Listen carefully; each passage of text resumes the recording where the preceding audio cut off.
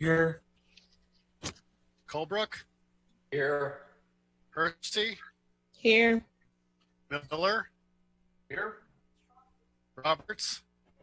Here. Wu. Here. Mayor Marlin. Here. Supervisor Chenoweth. Present. And Assessor Williams, is he here? I don't believe so, no. Okay, thank you. Thank you. We have a forum. Next up is public input. Does anyone wish to address the joint meeting of the Urbana City Council and Town Board? If you do so, please raise your hand in the participant as a participant. I see no one. We have one item of business here. It's a discussion of consolidated social service funding for fiscal year 2021. Is that Sheila Dodd or Danielle Chenoweth? We're both here. Okay. Please begin. Okay, so just quickly, the application process for this year's consolidated social service funding started in January, and applications were due the end of February. And then in March, COVID happened. So the team, Danielle, the Township and Urbana staff met and looked at the application we'd received and felt that it was best to make funding recommendations to this group based on the highest need for the community, and then to put off discussing the others for a couple of months to go back to these agencies and see if they wanted to amend their applications to meet any changing needs that might have happened from COVID. We felt like it wouldn't be fair to move forward at this point, given that their applications were done prior to the pandemic, and as we know, everything's changed since then. Did I cover it all, Danielle? Yeah, I think the recommendation on the table is for us to do full funding to the food security organizations. And I believe that they're listed in the memo that you have before you. But essentially, there are a number of folks who submitted applications that require, the program requires in-person interaction, such as youth-based services and things like that. And so we think it's important to give people an opportunity to pivot in this moment. And also perhaps there are needs that have arisen that were not, not as urgent. And so just because they can't do the program that is listed doesn't mean that there isn't a need there. So want to give them the opportunity to do that. And we might do some more kind of rolling applications into the summer. Right. Are there any questions for Sheila or Danielle? No. Bill Brown? Go for the fiscal year beginning first. I'm sorry? Can you repeat your question, Bill? This is for the fiscal year beginning July 1st, is that correct? That's correct. Okay. And some of these other organizations that I know that some of them, like Fair, are actively involved in handling, things that have come up with COVID pandemic. So have they been informed that they can resubmit their applications? We'll be reaching out to all of the agencies that submitted completed applications and asking them to please review and give them an opportunity to make any program changes or updates that they feel are necessary. And that'll happen during the month of June, and then the group will get together again in July or August to make those funding recommendations. So any organizations that were depending on this funding to July 1st will have to wait till August or September. Yeah, and just some background. So historically, the council has made decisions in June or July. We notify and prepare contracts in August. And honestly, I can't remember a time when a group asked for funding before October.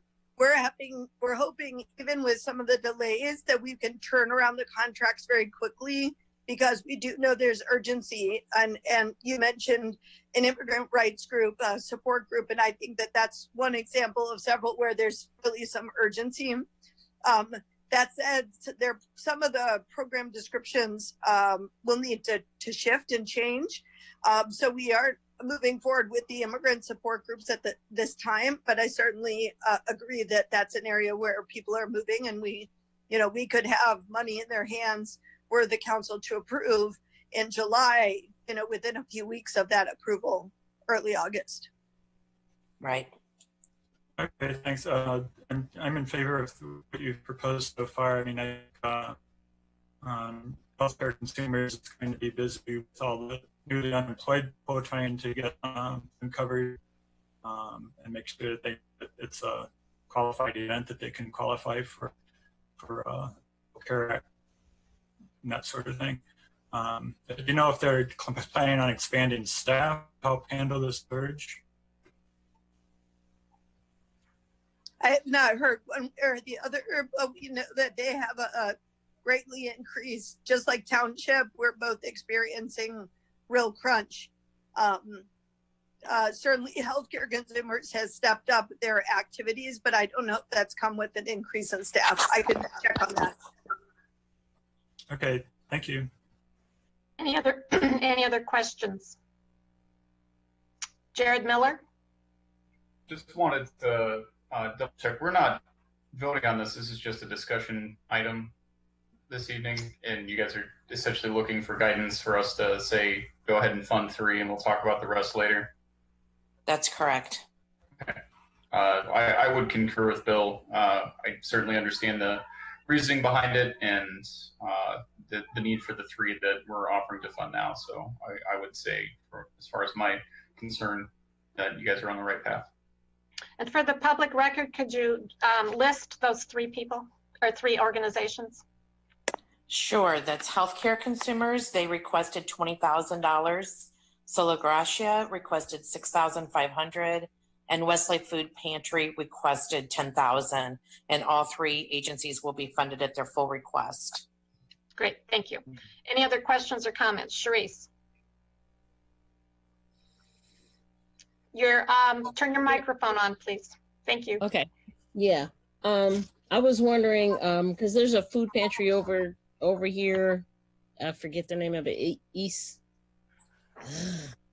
I forget the name of it. Oh my gosh. And I go by there. The Wesley. Huh? Wesley's the only food pantry that applied to our program. That's what I was going to ask you. Yeah, I was going to ask if any other food pantries had applied for any assistance. Eastern Illinois Food Bank put in an application. Okay. And that is one agency we'll be reaching back out to, because they have received, as an emergency relief, they have received some funding through the COVID. And so they may want to be able to shift their program request as well. But these others didn't receive other funding that we're aware of. So we aren't going to say no to Eastern Illinois Food Bank, but they're just, we'll reach back out. Okay. I just wanted to know if that would be one of the agencies that you'd be discussing during June. Mm-hmm. Okay. Thanks, Sheila. Mm-hmm. Any other questions? No. Okay. Dennis? No. Okay. Not really.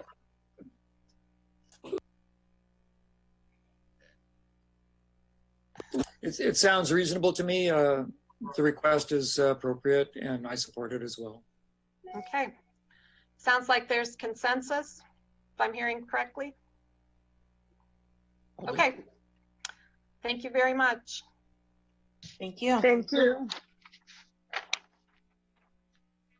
And with no further business before the joint meeting, this meeting is adjourned, and we'll move on to the Urbana City Council meeting. as soon as the clerk gives me the high sign. Okay, I'm ready to go. Great. Okay, I'd like to call to order this meeting of the Urbana City Council. It's Tuesday, May 26th, 2020. Will the clerk please call the roll? Council members Brown, Here. Holbrook, Here. Percy, Here. Miller, Here. Roberts, Here. Wu, Here. Mayor Marlin. Here, we have a quorum. And for the record, Councilmember Jacobson will not be joining us tonight. Okay, thank you. And as per our council rules, after one of the 4 national holidays, when we have a council meeting that follows Memorial Day, we say the Pledge of Allegiance. So I invite you to stand and join me in saying the pledge. So you're going to get a view of our stomachs as we stand. I pledge allegiance to the flag United States of America, and to the republic for which it stands, one nation, under God, indivisible, with liberty and justice for all. Thank you. Next up is approval of minutes from the previous meeting. That's from the May 11th, 2020 meeting. I'll move approval of the minutes. I'll second. Moved by Jared, seconded by Mary Alice. Were there any corrections? Okay. All those in favor, please say aye. Aye. All those opposed, same sign. That motion carries. Are there any additions to the agenda? I don't think we have any tonight. All right, next section of the agenda is public input and presentations. We'll begin with public input, and that'll be followed by the 2 presentations listed on the agenda. We have a very full agenda tonight, so I wanted to go over the council rules as far as public input. First of all, over the past week to 10 days, we've received a number of emails related to the goose harvest in Crystal Lake Park. Some of these came from local residents. Many of them came from around the country. They've been shared with the Urbana Park District. I want to remind the public that the City of Urbana does not own or manage Crystal Lake Park, and those management decisions are made by the Park District and the Park District Board. So we will not be reading those emails aloud tonight, but they have been shared with the Park District. Given the number of emails that we've received and the amount of public input that I expect we'll get, we have a 3-minute rule. So public input is limited to 3 minutes. And we have the option of if people are, emails especially are repetitive in the same message, we will summarize the message, indicate who sent them, and they will all be entered into the record, but not necessarily read completely. So first up, I'll turn it over and the city clerk will read the email input, and then we'll go to people who wish to speak to the council tonight. Okay, I'll start with Bishop King James and Reverend Dr. Evelyn Underwood, who are continually concerned about the Dr. Ellis subdivision sewer problem. And then I'm going to group the ones related to Aaliyah Lewis next. The first one is River Brown. I am grateful that our pleas have reached you and you're willing to push forward for an entirely independent review of the 4/10/20 incident. I am grateful you are willing to allow a third-party investigation to take place. I hope moving forward you continue to work closely with our local NAACP to determine that it is a truly independent investigation. Please continue to keep Aaliyah in your hearts and minds, and please place this issue on the weekly agenda until it has been independently reviewed. Please push, push, push for these charges to be dropped against Aaliyah. Our hope is in your hands. Use this moment to take a stance against police violence. If we let this slip past us with no justice for Aaliyah, it will only embolden the police in Urbana and around the country to continue, and the next case of police violence could be fatal. The next case of police violence could be your neighbor, your friend, your partner, or your child. Stand up against police violence. Our hope is in your hands. Work with the local NAACP leadership to develop a truly independent investigation and drop all charges against Aaliyah. Thank you. Next is from Chelsea Birchmeyer. I previously wrote to express my outrage and disappointment at the harm caused by the incident of police brutality that occurred on April 10 and the subsequent response by the Urbana Police Department and the City of Urbana. I want to reemphasize the necessity of the city taking the following actions to prevent further harm. The third-party investigation of the incident must not be done by state police in the interest of accountability, transparency, and maintaining trust with the community. 2, the charges against Aaliyah Lewis must be dropped due to police use of excessive force and refusal to use de-escalation tactics. Thank you. Next is Patrick Kimitis. My name is Patrick Kimitis, and I've been a resident of Urbana for the past 5 years. I'm writing with regards to the violent arrest of Miss Aaliyah Lewis on April 10th. Having seen the publicly available video footage of Miss Lewis's arrest, I'm appalled that the use of force review board found no wrongdoing on the part of the arresting officers. The police officers in the video are clearly acting with excessive violence. Miss Lewis is thrown to the ground, punched in the head, and has an assault rifle shoved into her back while being detained by 3 heavily armed officers. I find it difficult to believe that any objective observer could watch the available videos and conclude that the officers were behaving in a safe and appropriate manner. Unfortunately, the actions of the officers are just another instance of the racial disparities in our criminal justice system, both in America broadly and in the Champaign County and Urbana specifically. In 2017, the Champaign County Racial Justice Task Force reported that while only 30% of citizens of Champaign County are people of color account for 63% of the Champaign jail population. Similarly, also in 2017, a report found that Black drivers were 66% more likely to be stopped by Urbana police than expected given the makeup of the city's population. As a resident of Urbana, I demand that a third-party investigation of the arrest be conducted and that this investigation not be done by the police. This is the only way to ensure transparency and accountability in the investigation. Further, I demand that all charges against Ms. Lewis be dropped. Next is from Ron Kester. 2 weeks ago, Mayor Marlin issued a formal response to the civil rights emergency precipitated by police violence against Aaliyah Lewis. I would like to know what actions the Urbana City Council have taken since then. Who among you has contacted the state's attorney to insist that charges be dropped against Ms. Lewis? Who among you has contacted Ms. Lewis to offer an apology on behalf of the city for the violence done to her? Who among you has done research to identify the extent to which this instance of violence reflects a pattern of civil rights abuse within the Urbana Police Department? Or perhaps the council members are tacitly siding with the News Gazette's editorial board in its recent claim that the controversy has been dreamed up by members of the Black community. If that's your position, then please state it for the record. If, however, you believe that the preservation of civil rights is just as important as police procedure, then stand up and say so, not privately but in public, for the record and as a representative of the residents of Urbana. I encourage you all to advocate for the following. The officer who knocked Ms. Lewis to the pavement, Michael Cervantes, and the officer who beat her, Eric Ruff, should be put on administrative leave pending the completion of the independent investigation. A second investigation should be initiated regarding the Urbana police officers who visited the private residence of the citizen journalist who created and posted a video of the incident and pressured him to remove it from social media. 3, a review of the procedures, performance, and mission of Urbana's Civilian Police Review Board should be undertaken with a mind toward making it more accessible and effective for all residents of Urbana. Okay, let me move to the computer here. Next is Austin Huffman. My name is Austin Huffman, and I'm an Urbana resident. I would like to express my emphatic support for independent and unbiased third-party investigation of the Urbana Police Department's handling of the arrest of Miss Aaliyah Lewis on April 10th. In the interest of full transparency and accountability, this investigation should not be conducted by the state police. According to the ACLU, independent investigators and prosecutors are needed because the city and county authorities are often reluctant to bring charges against police officers who they rely on for evidence in other criminal cases. In addition, all charges against Ms. Lewis should be dropped immediately, considering the officers involved initiated the altercation and failed to use the de-escalation tactics they've been trained in. The council may be aware of the horrifying extrajudicial police killings of Breonna Taylor in Louisville and just yesterday George Floyd in Minneapolis. These are just the latest examples of American law enforcement's long history of devaluing and targeting Black lives. After reviewing the videos of Ms. Lewis's arrest, I am disappointed and deeply disturbed because I feel that our community came dangerously close to experiencing a similar tragedy. There is absolutely no reason why the 3 officers, one with a rifle that he brandishes carelessly while on top of Ms. Lewis, needed to handle this situation in such a manner.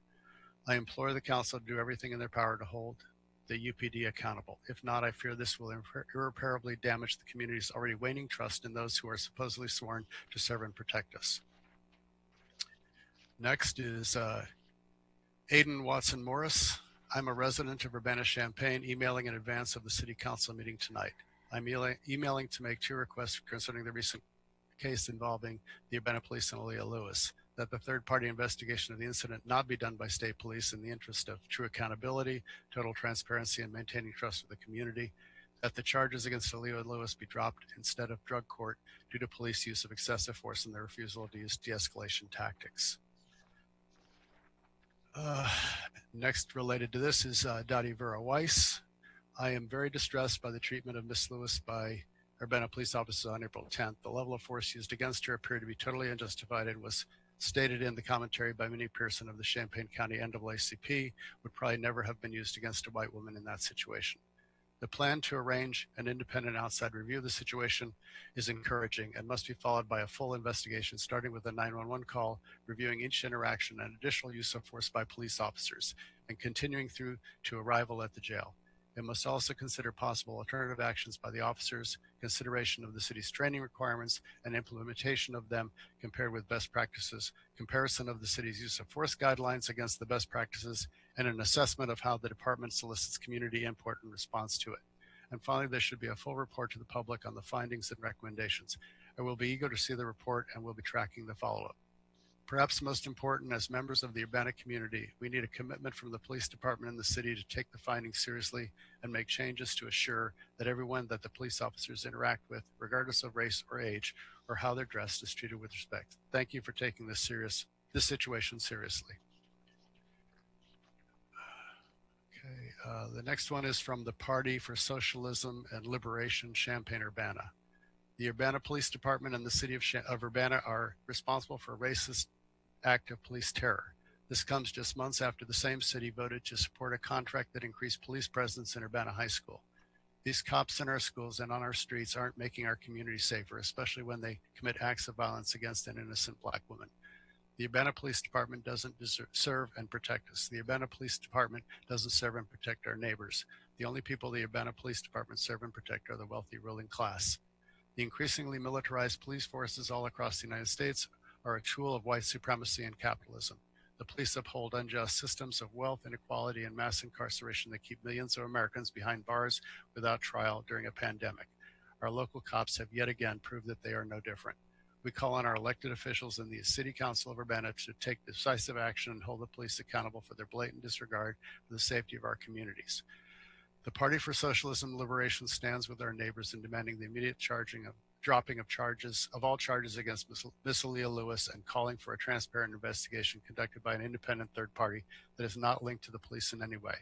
All power to the people. Next is Emily Blevins. I am writing in support of the following 2 requests pertaining to Aaliyah Lewis: that the third-party investigation of the incident not be done by state police in the interest of true accountability, total transparency, and maintaining trust in the community; that the charges against Aaliyah Lewis be dropped instead of drug court due to the police use of excessive force and their unsuccessful use of de-escalation tactics.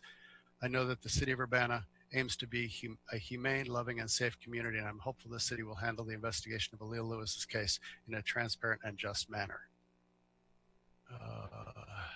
Jane McClintock. I am looking forward to hearing from you about reforms and enhancements to the CPRB in June. Thank you for looking into this critical matter. The health and effectiveness of the CPRB is critical to public safety in Urbana. I'd also like to suggest that you continue to do everything in your power to see that all charges are dropped against the victim of police brutality. As commendable as it is that you have called for an independent investigation, make sure it is truly independent or it will be a waste of time. And next is Alan Axelrod.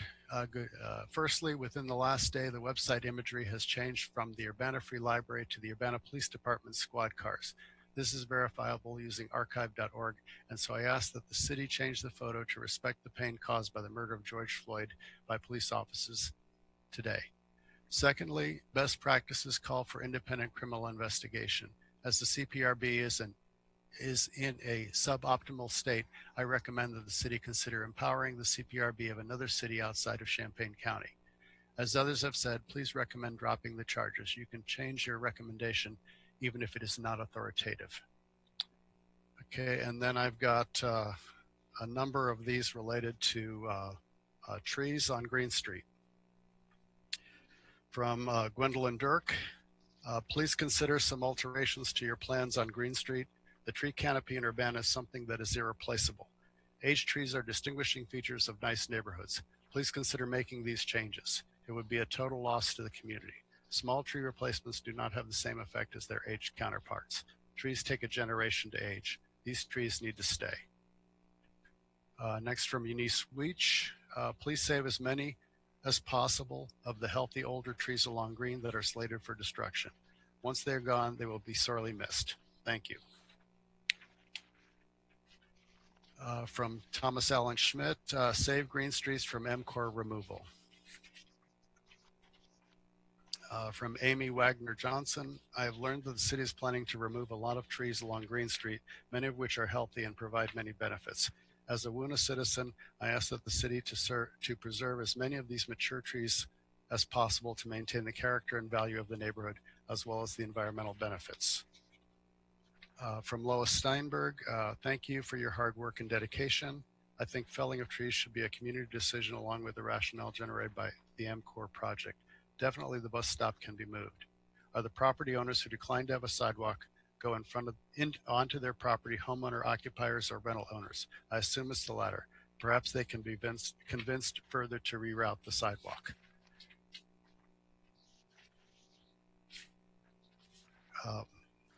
From Dan Newman, is related to a 7-year-old daughter who lives on Green Street, did an audit of Green Street trees that are scheduled for removal. She used a thumbs up, thumbs down scale. Her ratings did not always agree with mine. Neither of us is an arborist, but the pictures of the trees are useful to look at. Her ratings are attached. And there are a series of pictures showing his daughter with each of the trees. And then from Dan Newman, there was a follow-up, and I'm going to skip the original and just read his follow-up here. All of it will be entered in the record. Hi, it has been brought to my attention that the city administrator announced that there can be no adjustments to the tree removal list between Race and McCullough Streets, the 200, 300, 400 block of Green, because this would hold up the ongoing work. 2 points. One, with regard to 2 of the trees on these blocks, 208, Urbana Free Library and 411 West Green, it is not clear how not cutting down a tree could delay the ongoing work. Indeed, for these 2 trees, it seems that not cutting down the tree would actually make the ongoing work faster. For the other trees that are corner trees, 302 West Green and 404 West Green, Timothy John, I understand that accommodating corner trees would delay the ongoing work. It would take a little time to redesign the sidewalk. Redesigning a sidewalk probably takes less than a day.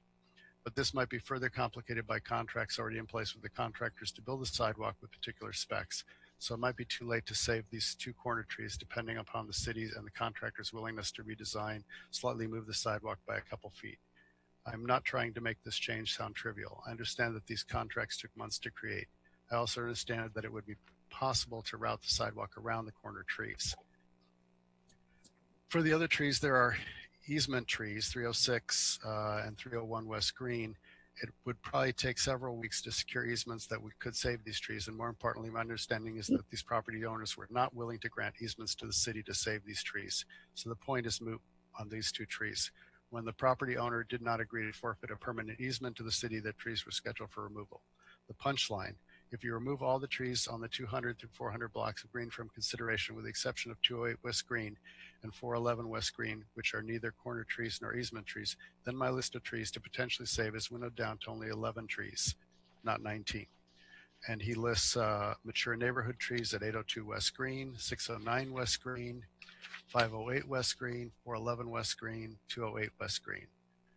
B, trees on corner that he considers trees of good or above average condition, but located on a corner, be routed around these trees for ADA compliance, possible, but would require some more work. There's 1 tree in that category, 501 Grass Green. Trees where a bus stop is planned, there's 1 tree in this category, 601 West Green. Trees in okay shape but past their prime. If these trees were on any other street in Urbana, they would be left alone or saved. Every 40-year-old tree has issues, but they're rarely taken as justification to kill the tree. There are 4 trees in this category, 503, 702, 712, and 802 West Green. Thank you for your considerations. Let's see, then I have from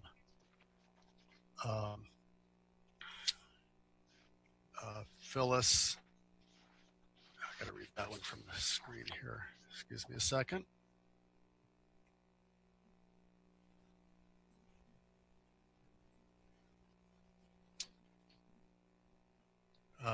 From Phyllis and Joe Williams. We are not happy about the loss of old trees to accommodate the MCOR project east of Lincoln. We are encouraged by the efforts to gain easements to allow trees to remain. That is effort which is above and beyond and makes us proud of Urbana. We are encouraged by the selection of trees chosen as replacements. We also realize that the trees being sacrificed are mostly at intersections. These gorgeous trees might not survive the root pruning, they would surely suffer, or as in the case on Main Street, the tree's roots might undermine the flat, easily accessed sidewalks. We believe the end product of this massive undertaking will be a pleasant pedestrian flow towards our precious downtown, not the green street of our youth. That thoroughfare has chiefly left us. And then from Steve Cartman. I applaud the efforts of everyone involved trying to keep as many trees as possible. I also understand there are times you just can't save a tree no matter what.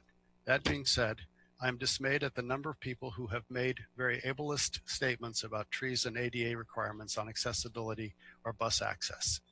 These are all obviously people who own cars who have never had to use mobility devices on old city infrastructure. Their suggestions of, oh, just move this over here, or how about no bus platforms at all, this is a neighborhood, or the like are disheartening, especially when they are perpetrated by City Council member Dennis Roberts and his desire to save every tree no matter what cost, even if that means accessibility to people who live, study, work, or even just have to pass through Urbana. My suggestion is you all need to go borrow a chair and see what happens as just simple incline can make your life difficult. Trees are beautiful and it does take a long time to get new ones to old growth status. But if we never plant new ones because they don't provide the benefit of old ones, then how will we end up with old trees in the future when the ancient ones die, fall, get hit by lightning? It is commendable that the project is putting in something like 45 plus trees to help and add new future tree canopy to the street. While many of us will never see those as old growth trees, our descendants will. It seems a lot of people can't see the forest for the trees, as the old saying goes.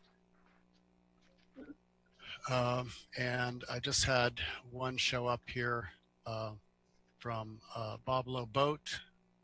I've been a resident of Urbana for 7 years. I find the excessive violence to Aaliyah Lewis by the police department unacceptable. I have 3 demands as a resident of Urbana: that the third-party investigation of the incident not be done by the state police, in the interest of true accountability, total transparency, and maintaining trust within the community, that the charges against Lewis be dropped instead of drug court due to the police use of excessive force and their refusal to use de-escalation tactics, that those board members who believe that the violence against Alejo please on the record state that a young 21-year-old woman deserves to be body slammed, punched, kneed in the ribs with an assault rifle back for talking back to the police. If you do say this, hope that God may somehow save your soul. That's all the ones I have via email. Thank you, Charlie. Charlie, will other people have an opportunity to speak at the time of the discussion when it comes up? No, we're going to take public input right now. Okay, I think some people were expecting to be able to talk at the time of the end. Well, it's coming right after public input. It follows. So yeah, we have 2 presentations coming up. We do have 2 presentations. It's not an action item. It's a discussion item under the presentation. So we're going to go ahead and take public input due to the volume of public input. So I'll just go down the list. I see Christopher. Can you hear me? Yes, please state your name for the record. Yes, it's Christopher Hansen and I live in Urbana. I just wanted to issue my support for many of the statements that were read earlier about the Urbana Police Department and the Aaliyah Lewis arrest.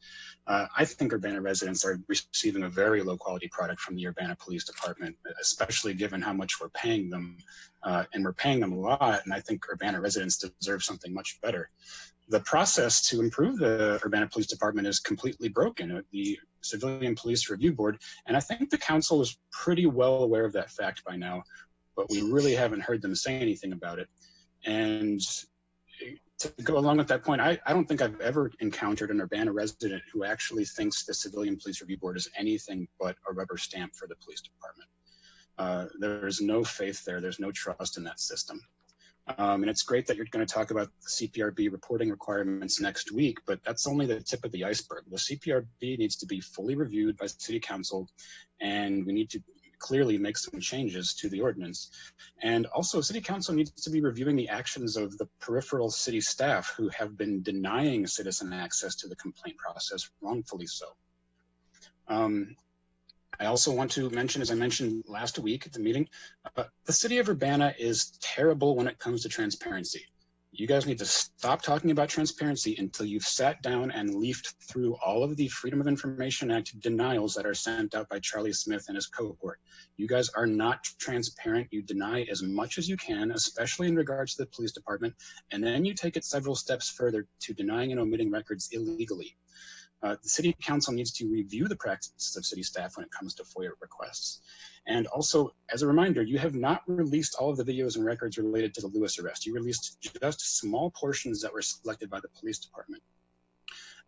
As someone else mentioned, I wanted to bring up the issue of Urbana police having attempted to coerce a resident to remove his video of the Lewis arrest. The right to record police is protected by state law and also written clearly into Urbana Police Department policy. This needs to be investigated potentially as a crime. Also, we need to hear more commentary from the City Council about the CPRB and the Lewis arrest incident. Previously, at one of the meetings, several City Council members actually criticized citizens for not engaging in a dialogue. And then Mayor Marlin apparently went and arranged a secret meeting, which was closed to the public. And since the council has basically ignored most public input. So we need to hear what you have to say. That's why you're getting dozens of people showing up every week trying to engage you in a dialogue that we are not really having. So let's hear some voices here. Thank you. Thank you.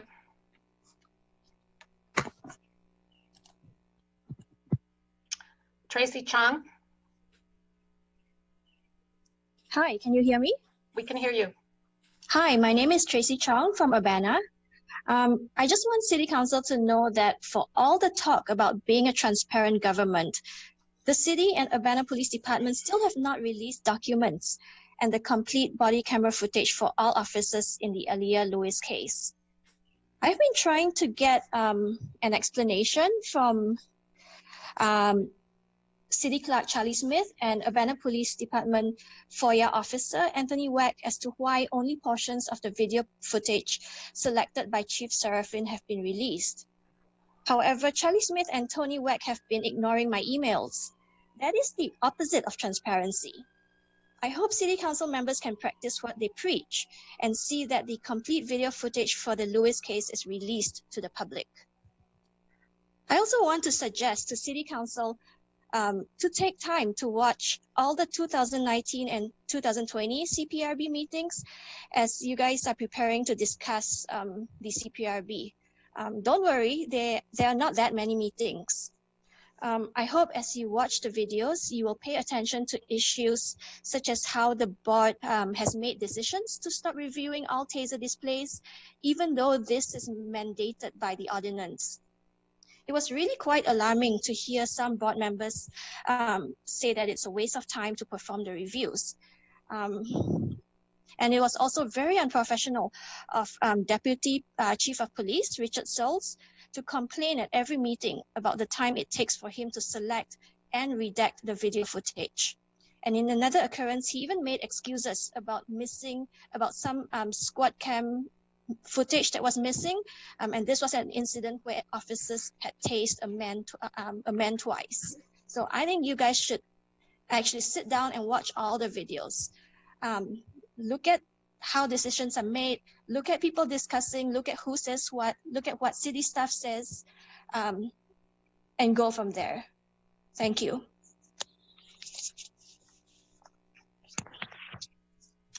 Laura Hebert. Hi, can you hear me? Yes, we can hear you. My name is Laura Hebert, and I live on Green Street in Urbana, and I'd like to address the MCOR project and tree removal. I spoke to the city last for the committee of the whole, and I wanted to update you that we currently have 823 signatures on the petition to the city to try to save whatever trees can be saved. And I understand that not everyone who has signed the petition knows all of the details about each tree and the health of each tree and viability of them and the project. But what it does indicate is the extent of public concern about the canopy on Green Street and the desire to figure out some way to at least save some of the trees from removal. I'd like to say personally, I am in favor of accessibility and of the MCOR project in general. One question that I have is, to what extent was the City Council aware of the implications of MCOR for the tree canopy in the Project 5 in the 5th phase of MCOR? Was it entirely clear to the City Council when they accepted the grant money that it would have such an extensive impact on the tree canopy along Green Street and as a public corridor for the city? I'm also wondering, since one of the 4 stated goals of the project is to promote sustainability, I think there was a missed opportunity to talk to the Sustainability Advisory Commission and to get input about stormwater drainage and about sidewalks and also about carbon sequestration that the mature trees provide and what the implications would be. And then importantly, I think that there was a missed opportunity to consult the Tree Commission. When I look at the City of Urbana website, it says that the Tree Commission is charged with providing advice and consultation to the city arborist on policies concerning selection, planting, maintenance, and removal of trees, plants, and shrubs. And then it goes on. And so I wonder why the Tree Commission was not consulted regarding removal of trees and planting of trees, because it seems like this would be the charge of the Tree Commission. And I would request that the Tree Commission be given a role in examining each of the trees. I understand that there's a role for city staff expertise and expertise, and I think that independent commissions can kind of bridge the gap between public input and sentiment and city staff and provide that independent voice and perspective that would be really helpful. And then I'm also concerned about and have questions about easements that were requested from private property owners, and I wonder how much of an easement was requested from property owners. I've been given the impression that perhaps city asked for 5 feet easement, which maybe could have impacted why some property owners didn't give that easement. Thank you. Thanks. Stephen Wald. Good evening. Yeah, my name is Steve Wall. I live in Urbana on Illinois Street. I've been here 14 years.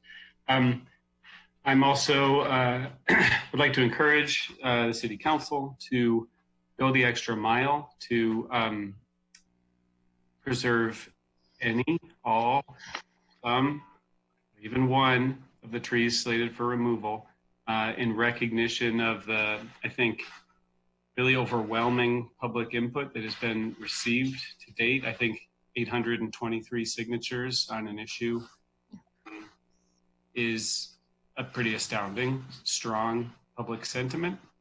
There are some who think that public sentiment is late, a project that's been on the books for 5 years. And I would just say that I don't agree it's late. There was a public comment period for this project dating back to 2015 and earlier. I think there were probably tens of people who provided public input at that time, although it was solicited. And I know that minimizing tree removal was part of that public record then. There's been more than 5 years for designers to carefully consider where sidewalks, ramps, bus stops, drainage, and excavation would occur for phase 5. And if they were given direction to preserve Urbana's tree canopy to a maximum extent, I think it could have been done. And I don't think it was done. I don't think it was a priority. I know efforts were made, but I also know when you look at the list of trees to be removed, discretionary design elements are cited for the majority of the tree removals. Location of a sidewalk, location of a ramp, excavation into a root zone.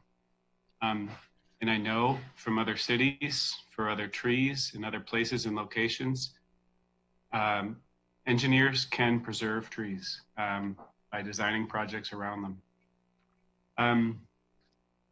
And again, I would just encourage creativity, flexibility. Please recognize the public sentiment to preserve its trees. And you've gotten a lot of detailed analytical feedback. There are a list of trees that do not represent imminent hazards, do not represent irrevocable conflicts with other project design elements that are mandatory.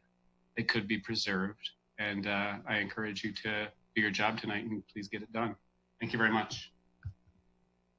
Thank you. Sarah Nixon.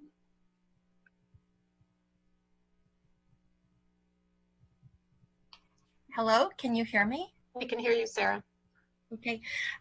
Before I begin my comment, I would like to state my objection to the citizen input being summarized today. I'm concerned about the slippery slope towards censoring and silencing. Actually, Ms. Nixon, they weren't summarized. The clerk read the messages in their entirety. Oh, thank you. So let me begin. This is Urbana resident Sarah Nixon. First, I viewed the video record of last week's city council meeting, and I want to commend those members of the council who are bravely continuing to stand up in support of the community's cry for accountability and appropriate disciplinary and remedial action in the assault, wrongful arrest, and jailing of Miss Aaliyah Lewis by Urbana police, as well as for the withdrawal of the wrongful criminal charges that were subsequently dredged up against Miss Lewis by the state's attorney. Secondly, I want to repeat that the only ethical and appropriate course of action from local authorities moving forward is to A, drop all charges against Ms. Lewis, and B, issue a formal, full, and humble apology and compensation to her for the injuries and suffering caused her by the UPD.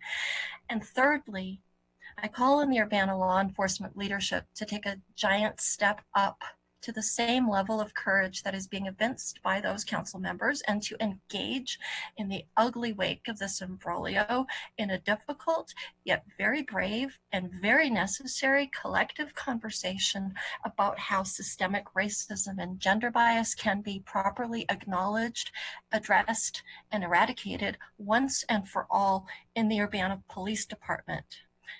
This conversation and process must necessarily involve transparency and humility on the part of the wrongdoers, and a complete overhaul of the dysfunctional Civilian Police Review Board, and a thorough outside investigation by professionals having expertise in policing that is truly and empirically racism-informed, trauma-informed, and gender bias-informed. Lastly, we've heard some noises about the wrongful charges potentially being downgraded into quote unquote a drug court issue. Such a maneuver would constitute transparently nothing more than a subterfuge, a craven tactic to save face and evade responsibility, and an ugly insult on top of injury to Miss Aaliyah Lewis. City Council members, thank you for hearing my concerns. My sincere hope is that genuine good can come of this horrible mess.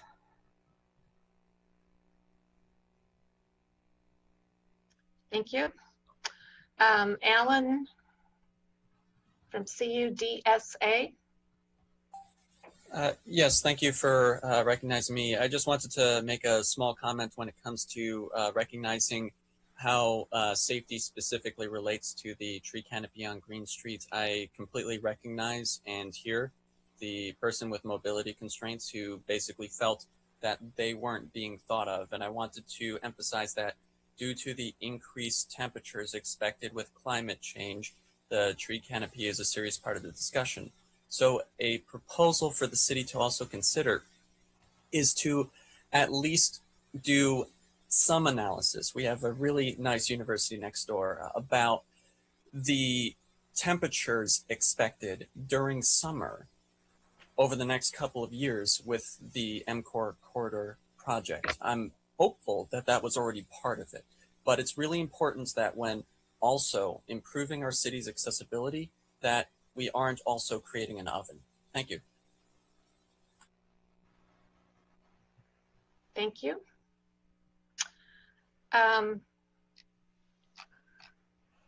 Sharice, your hand is up, but this is for public input at this time. Did you realize your hand was raised?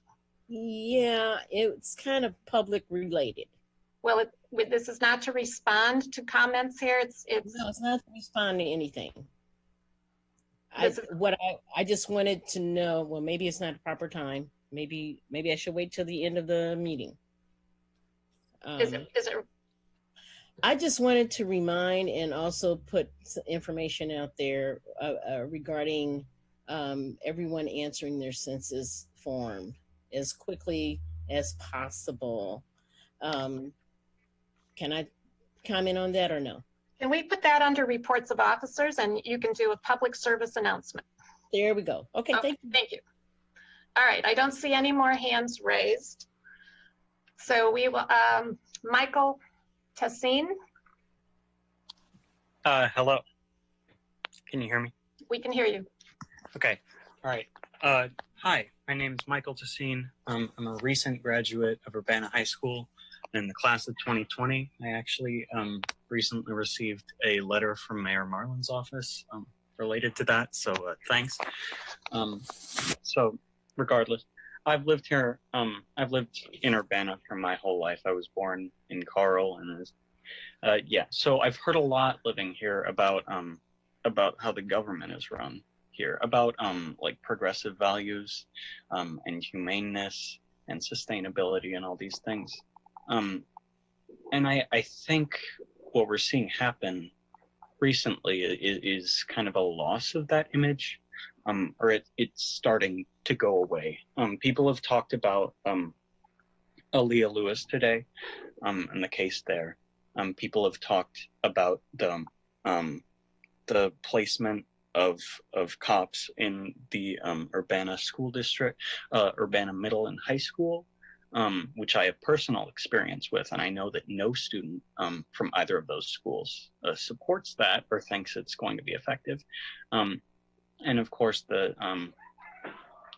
undue suffering in our community due to the coronavirus pandemic is always on our minds. But what I want to specifically talk about is the tree removal project on Green Street. So the stated goal of the project, which I heard about last meeting, is to more effectively balance the different modes of transportation. Obviously, that's commendable. Obviously, the accessibility aspects of it are very important, are essential to having an inclusive and just city. But I'm worried that the removal of shade trees will be counterproductive in that respect, that they'll disadvantage bikers and pedestrians potentially to a dangerous extent, increasingly so as climate change escalates.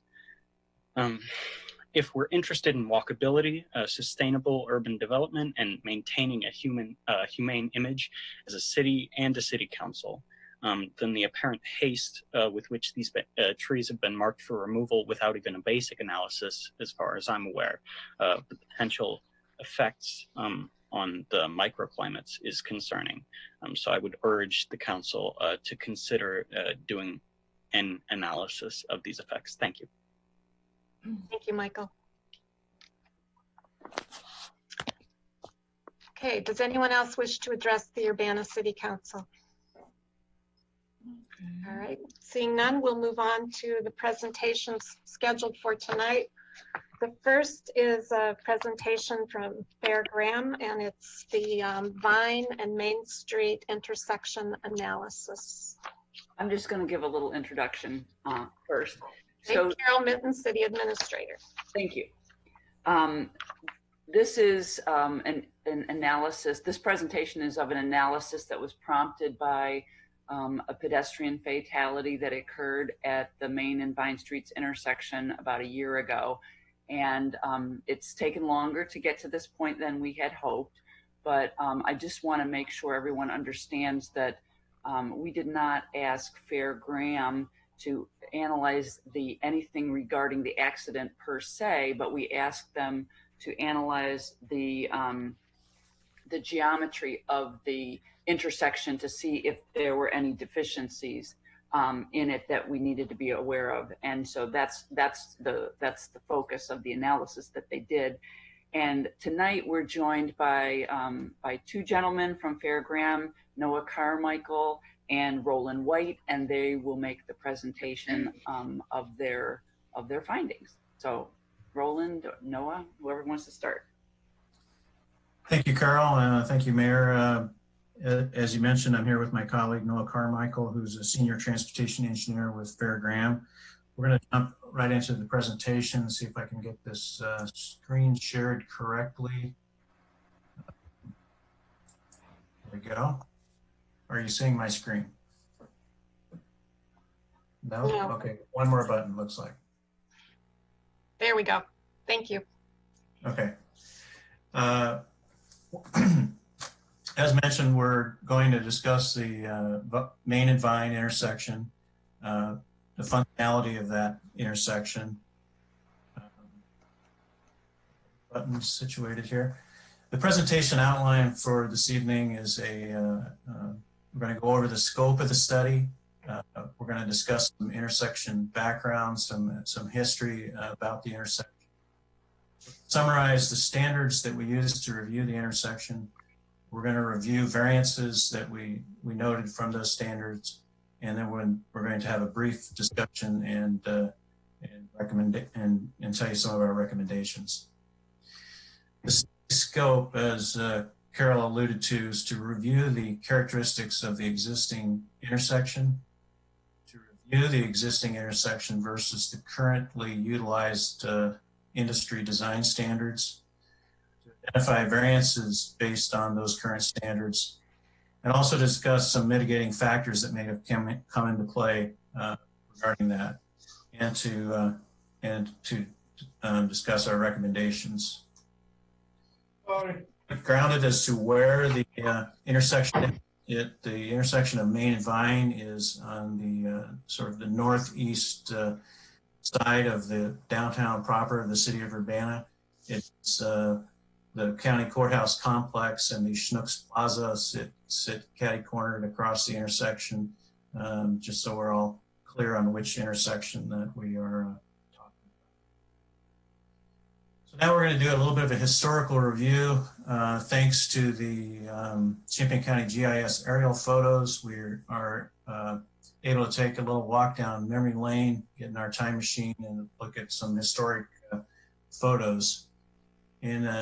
This is an aerial from 1973. We can see that the original design of the intersection, typical in that vintage, is focused on vehicular traffic. There's some obstructions at the corners of buildings that existed at that time.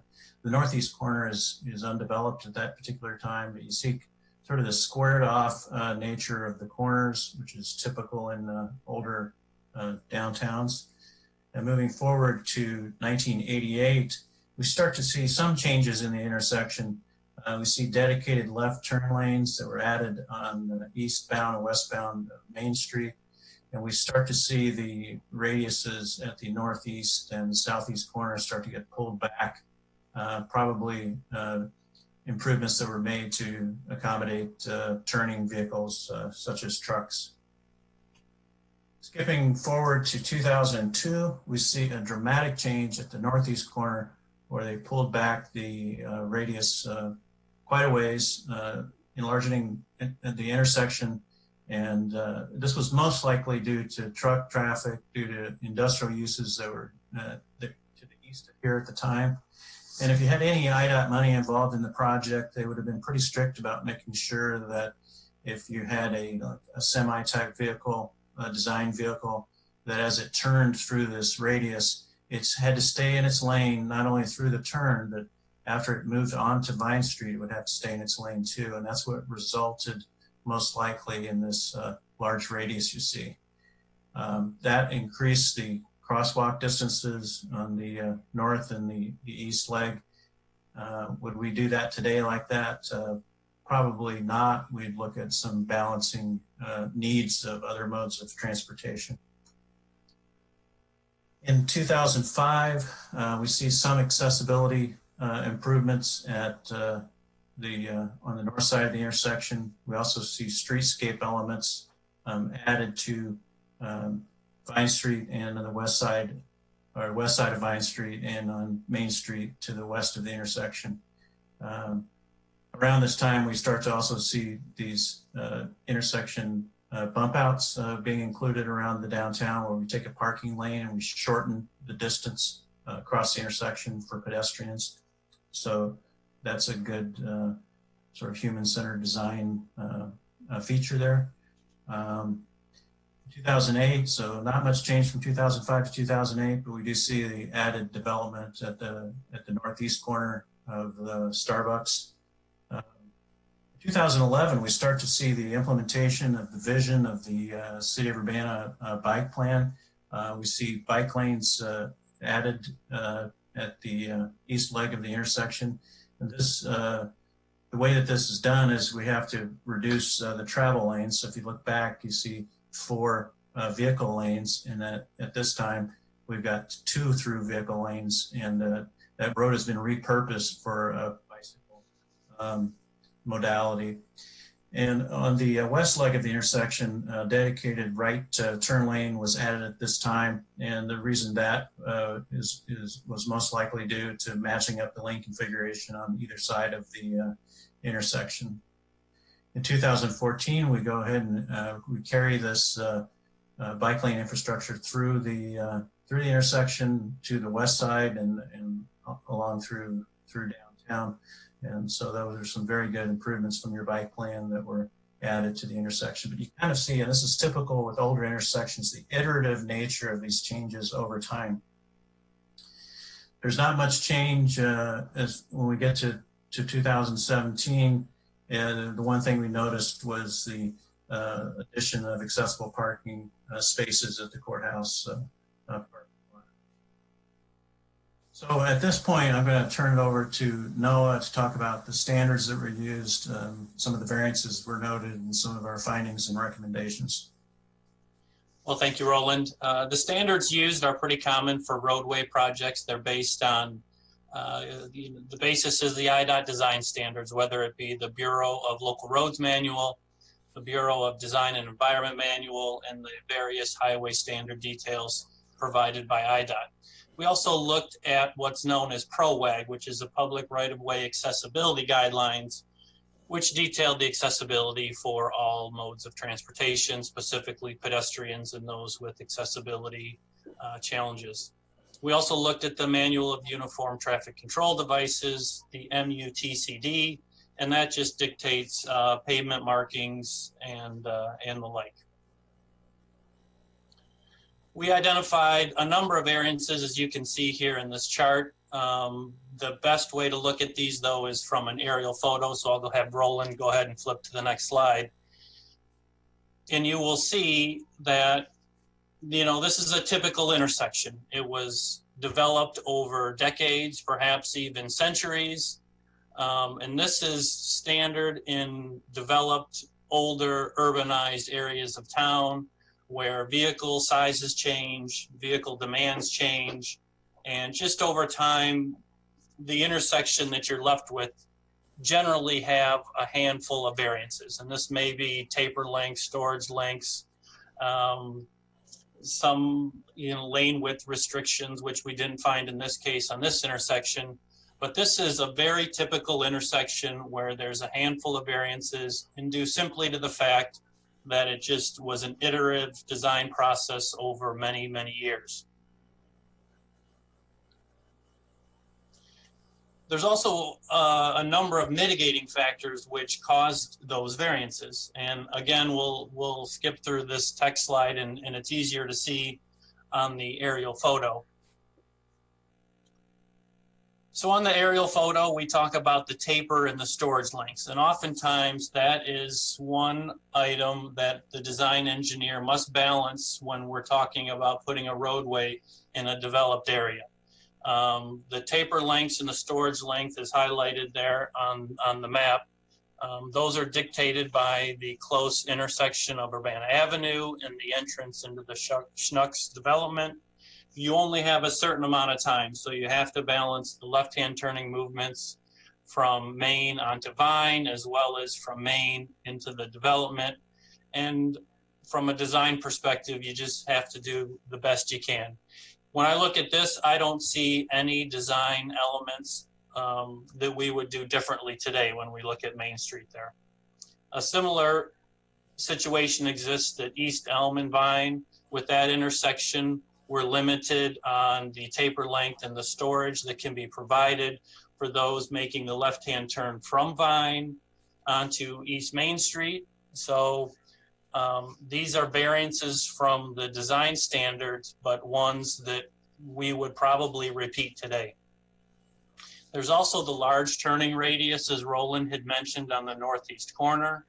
While technically it's not a variance, we would probably design that slightly different today, simply due to the fact that we would incorporate the many modes of transportation and try to balance out those things. When this was designed, odds are all that the design engineer looked at was the fact of let's get this traffic moving through this intersection as efficiently as possible. We also noticed a handful of things as far as slight deficiencies in the ADA ramps for the pedestrians at the corners. Anybody that's been around transportation for the past 15 or 20 years know that those standards are constantly evolving and improving. So it really isn't surprising that there's some slight deficiencies when we talk about cross slope and landing areas and such when we look at those ramps. Again, it's very common in intersections that develop over time. Another item that we noticed was the site visibility for right turns. Roland has this archived photo from 1973, and you can see the presence of the building on the northwest corner and the signage on the southeast corner. And so any cars approaching the intersection on Main Street from either the west or the east, when they stop to make the right-hand turn, they're looking at a sign or they've got a building that potentially blocks their view. So that's one item that we noticed is not up to current design standards.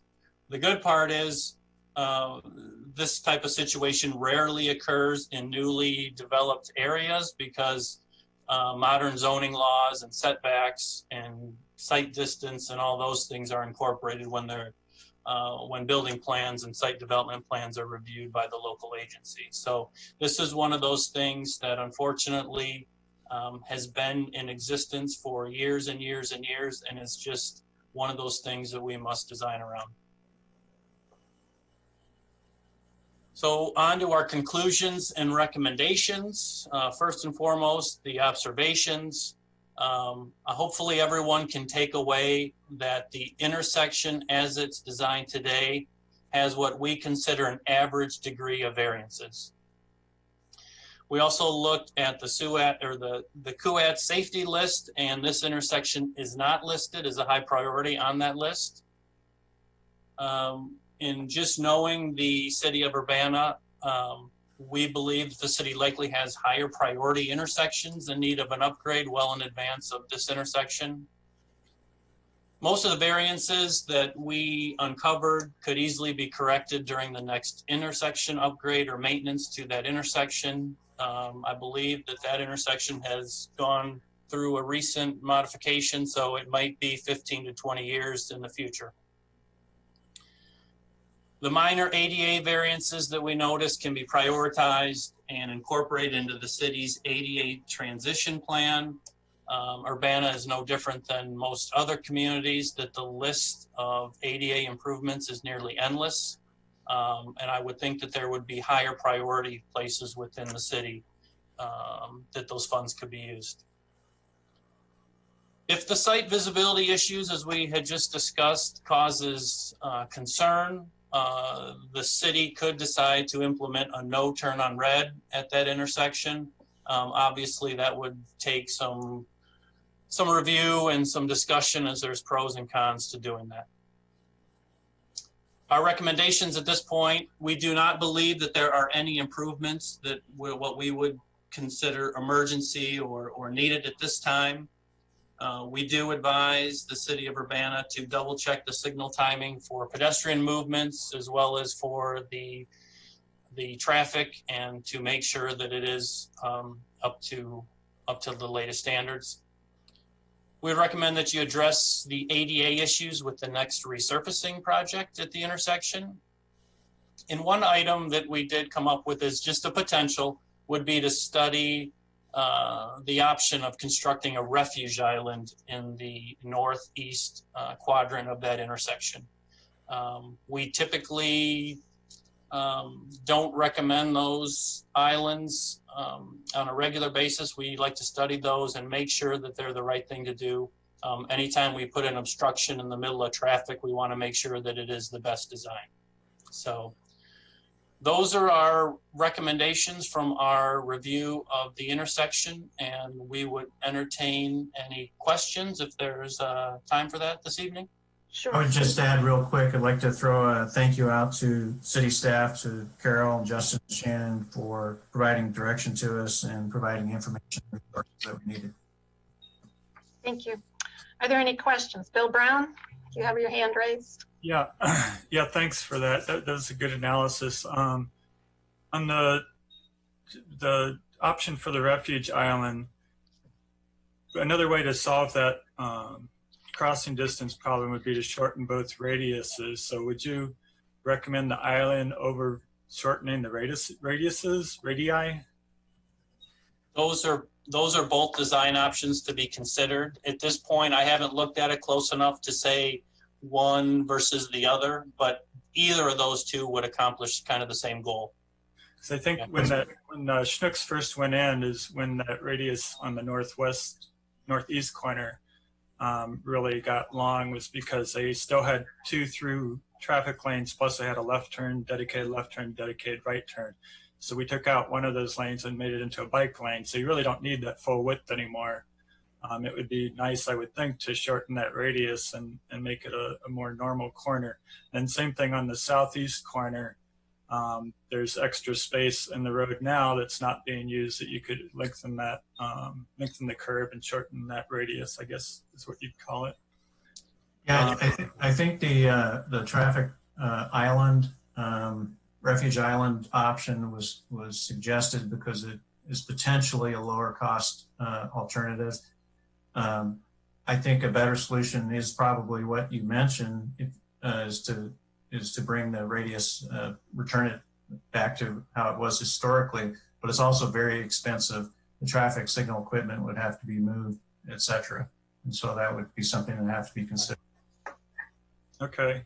And then for the site distances, wouldn't one solution be to reduce the speed limit from 35 to 30? How much difference would that make as far as the required site distance? So are you referring to the speed limit on Vine? On Vine Street, yeah. I think it's already 30 on Main Street. Mm-hmm. Okay. Well, that certainly could be looked at because it is an element of the reaction time for that vehicle that's turning right as to how fast the vehicle is coming Yeah, up. that may help a little bit. We calculated the required site distance to be just shy of 400 feet, and currently there's about 150 feet of site distance there. So while the reduced speed limit may help, I don't think it's going to be enough to overcome the gap where we could then say it meets the design requirements. Okay. Yeah. Yeah, I don't remember if, I know at some point in the past few years we removed the right turn on red on some streets on downtown. I don't remember if that was one of them. Maybe that's something we should look at again. And then you did have a nice example of a simple protected intersection in the report that you gave to council that had like 1 lane in each direction. Did you try to mark up anything what that would look like in in our realistic intersection with multiple lanes going all directions? We didn't take it quite that far. We provided that more of an example and something to consider in the future, but to be honest, we just assessed the current situation and didn't quite take it to that next step. Obviously, that's something that can be done should the city decide to advance this further. And would it be safe to assume that that would be even more expensive than shortening the 2 radii? Well, I don't know about that, but in any case, you'd have to do an intersection design study to look at all the geometrics and always make sure we, kind of the first rule of thumb is do no harm. So we want to fully vet the concept that we're not causing a problem that's worse than what we're trying to solve. But the protected intersection concept is, it's worth looking at. Okay, and then just one final question. And when you did the analysis for the storage and tapering, it looks like it's really short, and I agree there's really not many other choices, but did you actually have data on turn volumes, or did you estimate turn volumes based on regular street traffic data that IDOT provides? No, my recollection is we looked at recent traffic volumes. We took traffic counts and the speed of the intersection, and there's various charts and formulas in the IDOT standard that sort of produce those storage and taper links. Okay. All right. Thanks a lot. Thank you. Thank you. Dennis Roberts and then Jared Miller. Yeah, hello. Thanks for your report. I was sort of wondering what we would be seeing tonight about recommendations. And I guess it's not really a recommendation of going forward. You're just basically analyzing whether there's a problem. Is that correct? Correct. Okay, so you're not really making a recommendation for improvement in particular. No, I think if we would have seen something that really jumped out at us as this is totally unlike any other intersection, it's a big problem, would have made a recommendation to fix that, but I don't think we saw those kind of things. Yeah, one of the challenges, it seems, I walk through this intersection fairly often. I live south of a Main Street, and I walk across. I go to Schnucks. I'm not always at this intersection. I use a crosswalk that was installed just east on Main Street of the area that you referred to. I guess you assume, remember that crosswalk that's marked with stripes. That was installed because it was so difficult to cross the width of the Main Street near where, behind the Schnucks Plaza, where basically there is service parking and semi-delivery space for the shops that are in the southern part of the Schnucks Plaza area. So there are semis that have been turning in and out of the back delivery area. And there was reconfiguration there because people also in my neighborhood often walk to Schnucks, and there's probably always been people walking across that section. So one of my, I guess, was the pedestrian traffic that's pretty often making that crosswalk journey one of the aspects that you wondered about or considered in the safety analysis that you're providing for us right now? Other than looking at the standards of like the pedestrian clearance timing for this length of an intersection versus the Manual of Uniform Traffic Control requirements, we didn't do a sort of a global pedestrian analysis. That was not part of our scope. I see. That crossing is only a block and a quarter away from the intersection we're looking at, so pedestrian use there, I think, is important to be aware of. Mm-hmm. And even with the crosswalk, there have been times when I've had to run out of the way of a car which is not paying attention, which might have resulted in me or my partner being hit due to people speeding up after they leave the intersection. So I just want to make that comment as far as the safety element. My other question for you was traffic that's entering the intersection from the north is coming up out of the underpass, just a little bit north of that. That's as the people come out of the underpass and they're approaching the intersection, there was some concern about visibility as you approach the traffic light. Some people try to beat the light coming up that because the traffic comes up pretty fast up the grade to the intersection. And I was wondering if you felt that there was any condition related to traffic coming from below the viaduct up to the intersection in a very short distance as an aspect of the traffic flow that you're wondering about or considering tonight.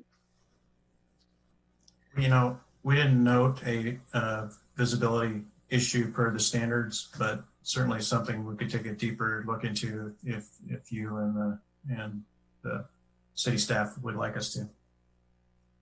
So the what is the speed limit on Vine Street through the intersection? Are you aware of that? My understanding is it's 35. Yeah, it might be something for the city to comprehend, dropping it to 30 until we reach University Avenue. I think that would mitigate a few of the instances that are a concern for me. Mm-hmm. And we've done that in other streets, including Lincoln and also Main Street. So I think I think it might be, you can't really go too fast between Illinois Street and this intersection to get anywhere in town. And there's no need to try to get up to 35 miles an hour. Sure. Okay, those are my comments. Thanks for your input and sharing with us.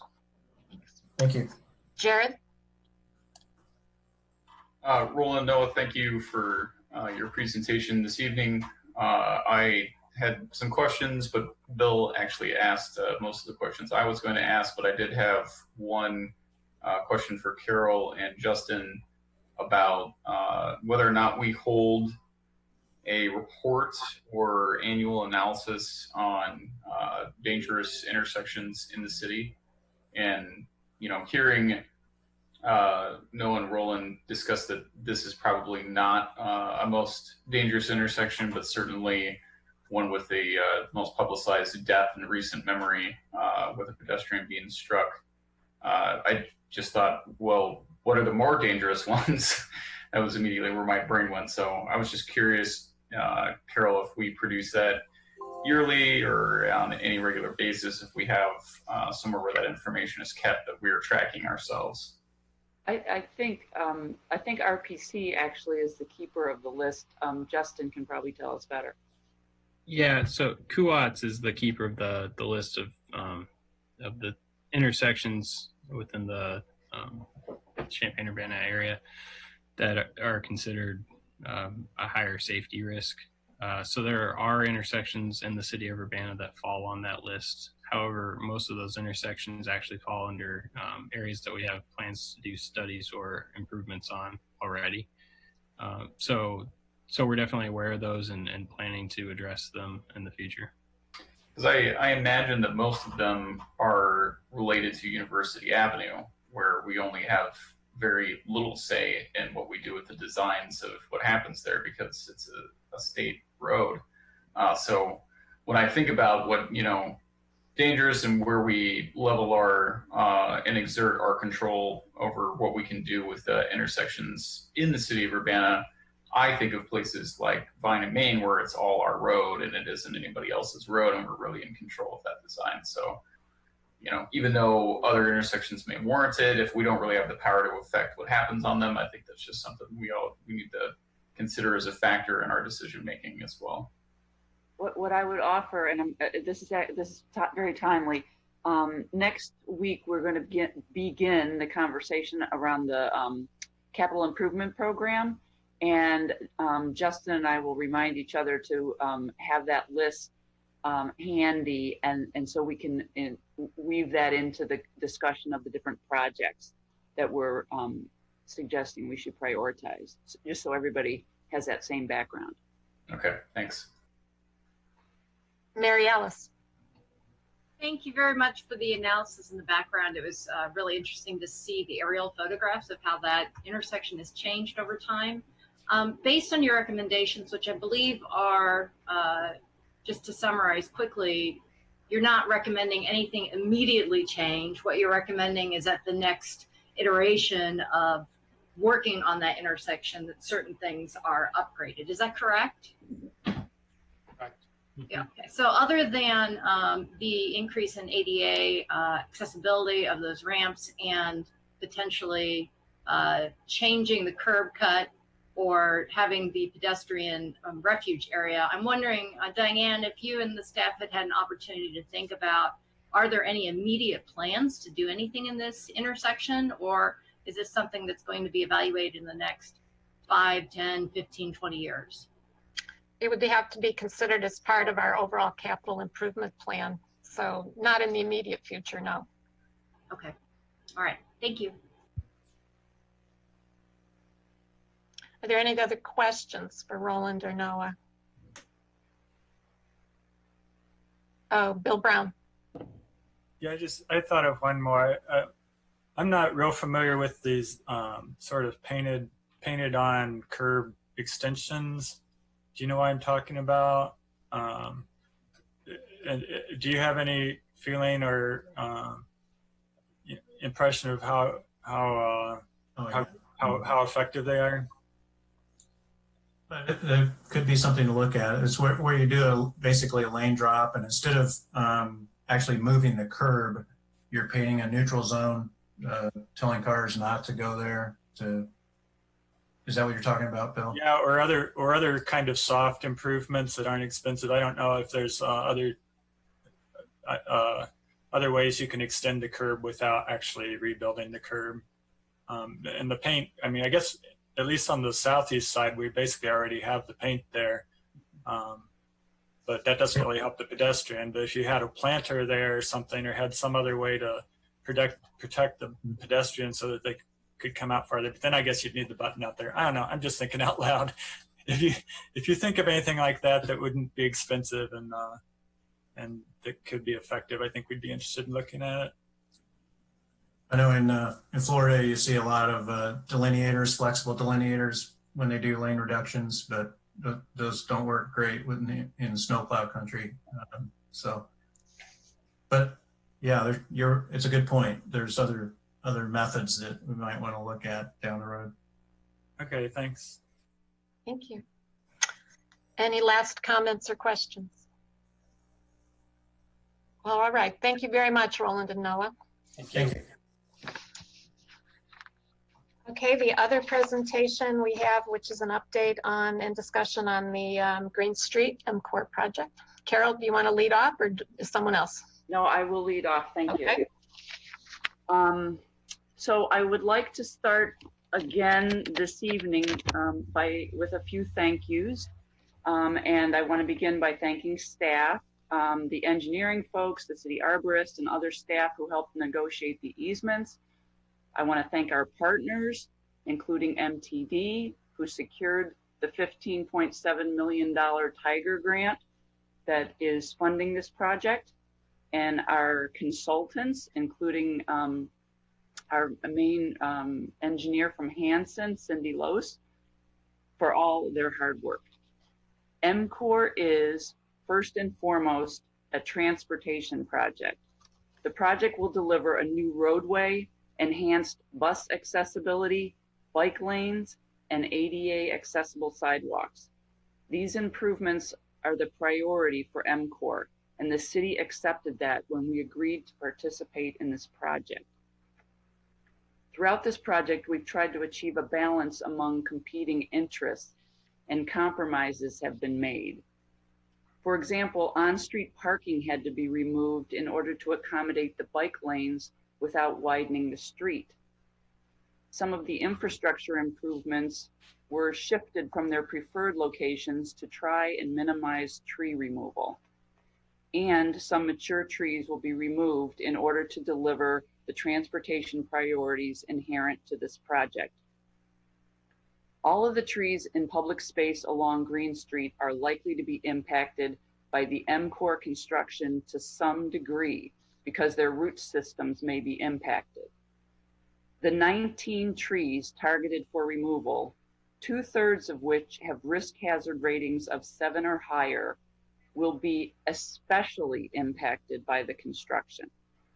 For the trees in the second phase of construction, and that would be those west of McCullough Street, we promised to revisit those 9 trees and consider whether any of them could be retained during construction, despite the more serious impact that construction will have on these trees. Our recommendation continues to be that these trees be removed. We will do an even deeper dive into each of the 9 trees than we did last week in just a minute. But I wanted to share with you that I spoke with the city attorney, and he opined that if we leave trees in place that we believe are compromised, and worse still, that we caused them to be compromised, then the city is taking on additional liability should someone be hurt by a falling limb. Before we turn our attention to the specifics of the 9 trees in phase 2, I want to clear up some misconceptions that are circulating out in the community about the MCOR tree removals.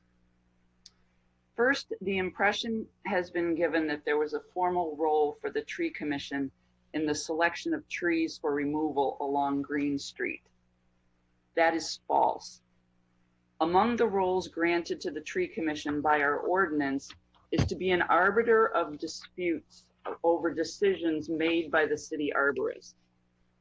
The city arborist served in a consulting capacity for this project, kind of like an in-house expert. And as I mentioned last week, there was extensive consultation between Mike Brunk, our former city arborist, and Craig Schonkweiler, our former assistant city engineer. Adjustments to the project were made based on this consultation, but the final decisions rested with the engineering team. The engineers are responsible for delivering the transportation facilities that we committed to back in 2015. I would like to add, though, that Carol Augsburger, chair of the Tree Commission, has requested some additional consultation with Kevin and me on the species selected for tree replacement, and I told her that we'd be happy to do that. The Tree Commission does have a role in advising us about the trees that we plant. Second, the impression has been given that there was a role for the Sustainability Advisory Commission in the selection of trees for removal along Green Street. That is false. There is no role for the SAC in this matter. If there was, it might be to comment on the overall sustainability picture, including the loss of 19 mature trees and the addition of 47 younger replacement trees, as well as the enhanced mobility from this project so that more people can walk, bike, and take the bus rather than drive cars. Finally, the impression has been given that tree removal as a part of this project has just been sprung on people. That is a misleading impression. As Bill Brown noted last week, there was an open house for Phase 5 in September 2015, at which time an exhibit was shared showing the trees then proposed for removal in Phase 5. That is still posted on the project website. At that time, there were 17 trees to be removed. And if we had obtained all of the easements we tried to get, the current total of removals would also be 17. Of the original locations shown, 12 of the 17 locations are on our current list. While there have been some adjustments made in the actual trees to be removed, no one should be surprised that trees would be removed with the MCOR project. And I would add that most of the comments and the change.org petition are not focused on specific trees, but all quote unquote healthy trees slated for removal. For anyone who is this fervent about tree removal, there have been numerous opportunities over the past 4+ years to share concerns. Public comment is a part of each and every council meeting. Council members or members of the public could have raised the subject when the council acted on various decision points for the project, and each of those decision points allowed the project to move closer to construction. And most recently, Someone could have raised the issue of tree removal just last month when the council approved the budget amendment to pay for phase 5 so we could put it out for bid. No one did. So now with Justin's help, I will walk you through the additional information we've gathered about the 9 trees west of McCullough Street that are included in this project. Please note as we go through here, and I'll try to remember to call it out as we go, that Kevin Sanderson updated the risk hazard ratings for each of these trees from the 2013 information that we had last week. And that's included on the chart that I had sent you all over the weekend. I sent you a revised chart this morning, and then Charlie posted that on the website for everyone. And so, Justin, do you have the chart that we could pull up? And then Justin also has some cross sections to share and some photos. So Justin's going to share his screen in just a second. Yeah, 1 second.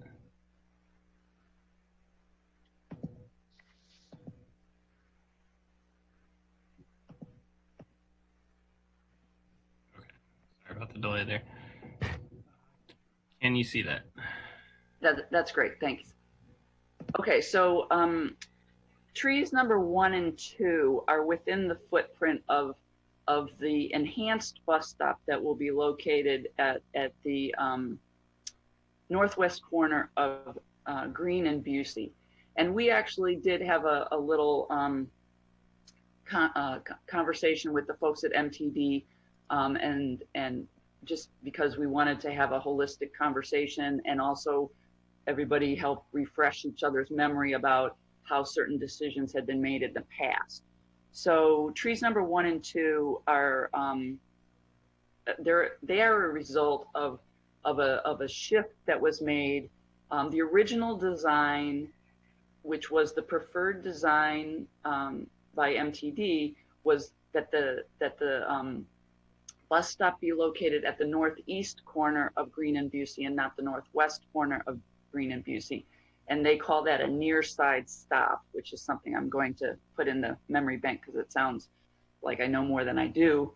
But that would have led to the removal of healthier trees. And so the compromise was made to move the stop to the northwest corner. And that is impacting the 2 sugar maples that are trees number 1 and 2. Now I would note that Kevin updated the hazard rating for each of these trees, and the hazard rating for tree number 1 is now a 7, and the hazard rating for tree number 2 is now an 8. And as I think we noted last week, trees are eligible for removal if they're rated 7 or above. Now, tree number 3 is a non-native Siberian elm, and it has as we noted last week, it has a major lean over the street. The hazard rating is unchanged, it's still a 6, but the decision was made to remove this tree because of the lean. It's more susceptible to disease because of the species, but also it's competing with a much better species that's on private property, and that's a buckeye. So that was the decision there. Tree number 4 is it has an updated hazard rating of 7, and deadwood was pruned out of it about 5 years ago. It's not considered to be in particularly good condition, and it's located at a corner where we're ramping down to accommodate the ADA ramp, so the amount of excavation is going to be increased there. Tree number 5, that tree, and I believe that we'll do the cross sections in a minute. I'm just going to walk through this all, Justin, but that's the first one we have a cross section for, I believe, right? Yes. Tree number 5, okay. So in that case, the tree is very close to the sidewalk, and we're hoping that once you see the cross section, you'll understand why construction is problematic with some of these trees, because it will the excavation will significantly impact the roots there. So this is also a declining tree, and it has an updated hazard rating of 7. Tree number 6, which has been a focus of attention, and it was listed in terms of the reasons for removal, that in part it was tree condition and part is about the bus stop and ADA accessibility, but it still has a updated hazard rating of a 6. But what I want, and we had this conversation with the folks at MTD, this is not really being, the cause of us wanting to remove this tree is really not the bus stop.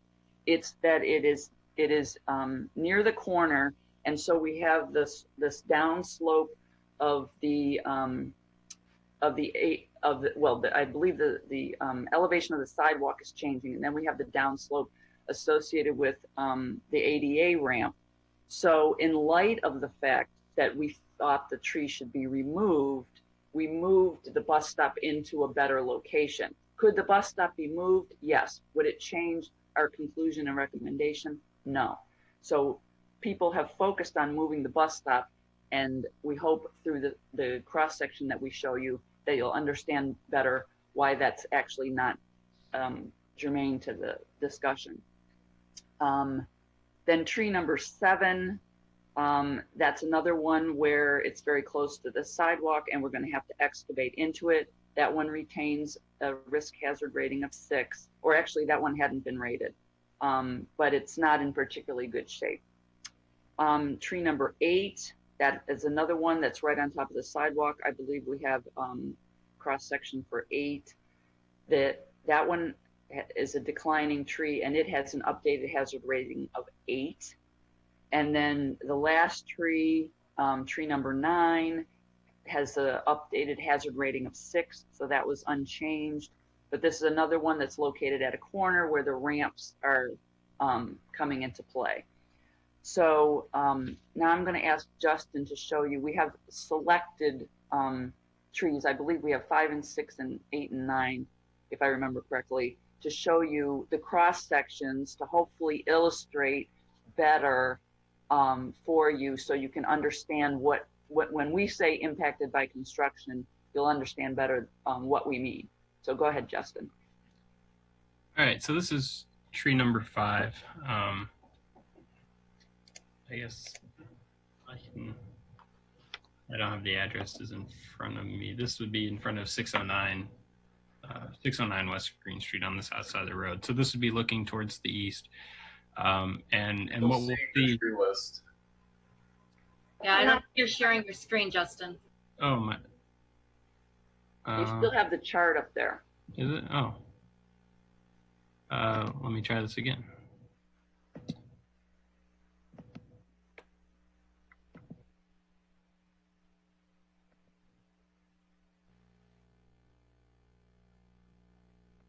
Can you see this now? Yes. Okay. Okay. All right. Sorry about that. So this is a cross-section view looking towards the east. This tree's on the south side of Green Street in front of 609 Green. One thing to note here, and it might show up in the picture on the next slide, is that there's actually a brick fence, kind of an accent fence on the other side of the sidewalk here. So there was not a consideration for an easement to bump the sidewalk out due to the decorative fence, but also the amount of excavation. We'll see this on all of these cross sections. The amount of excavation necessary on the street side in most cases is about 2 feet. Then the sidewalk in most of these locations also, or all these locations, is going to be lowered as well. So here we're showing that number 6-inch cut at the tree. That's the elevation change of the ground level at this cross section at this point on the street. So that alone is, I mean, that's getting into the shallow root system and just the roots around the trunk of the tree.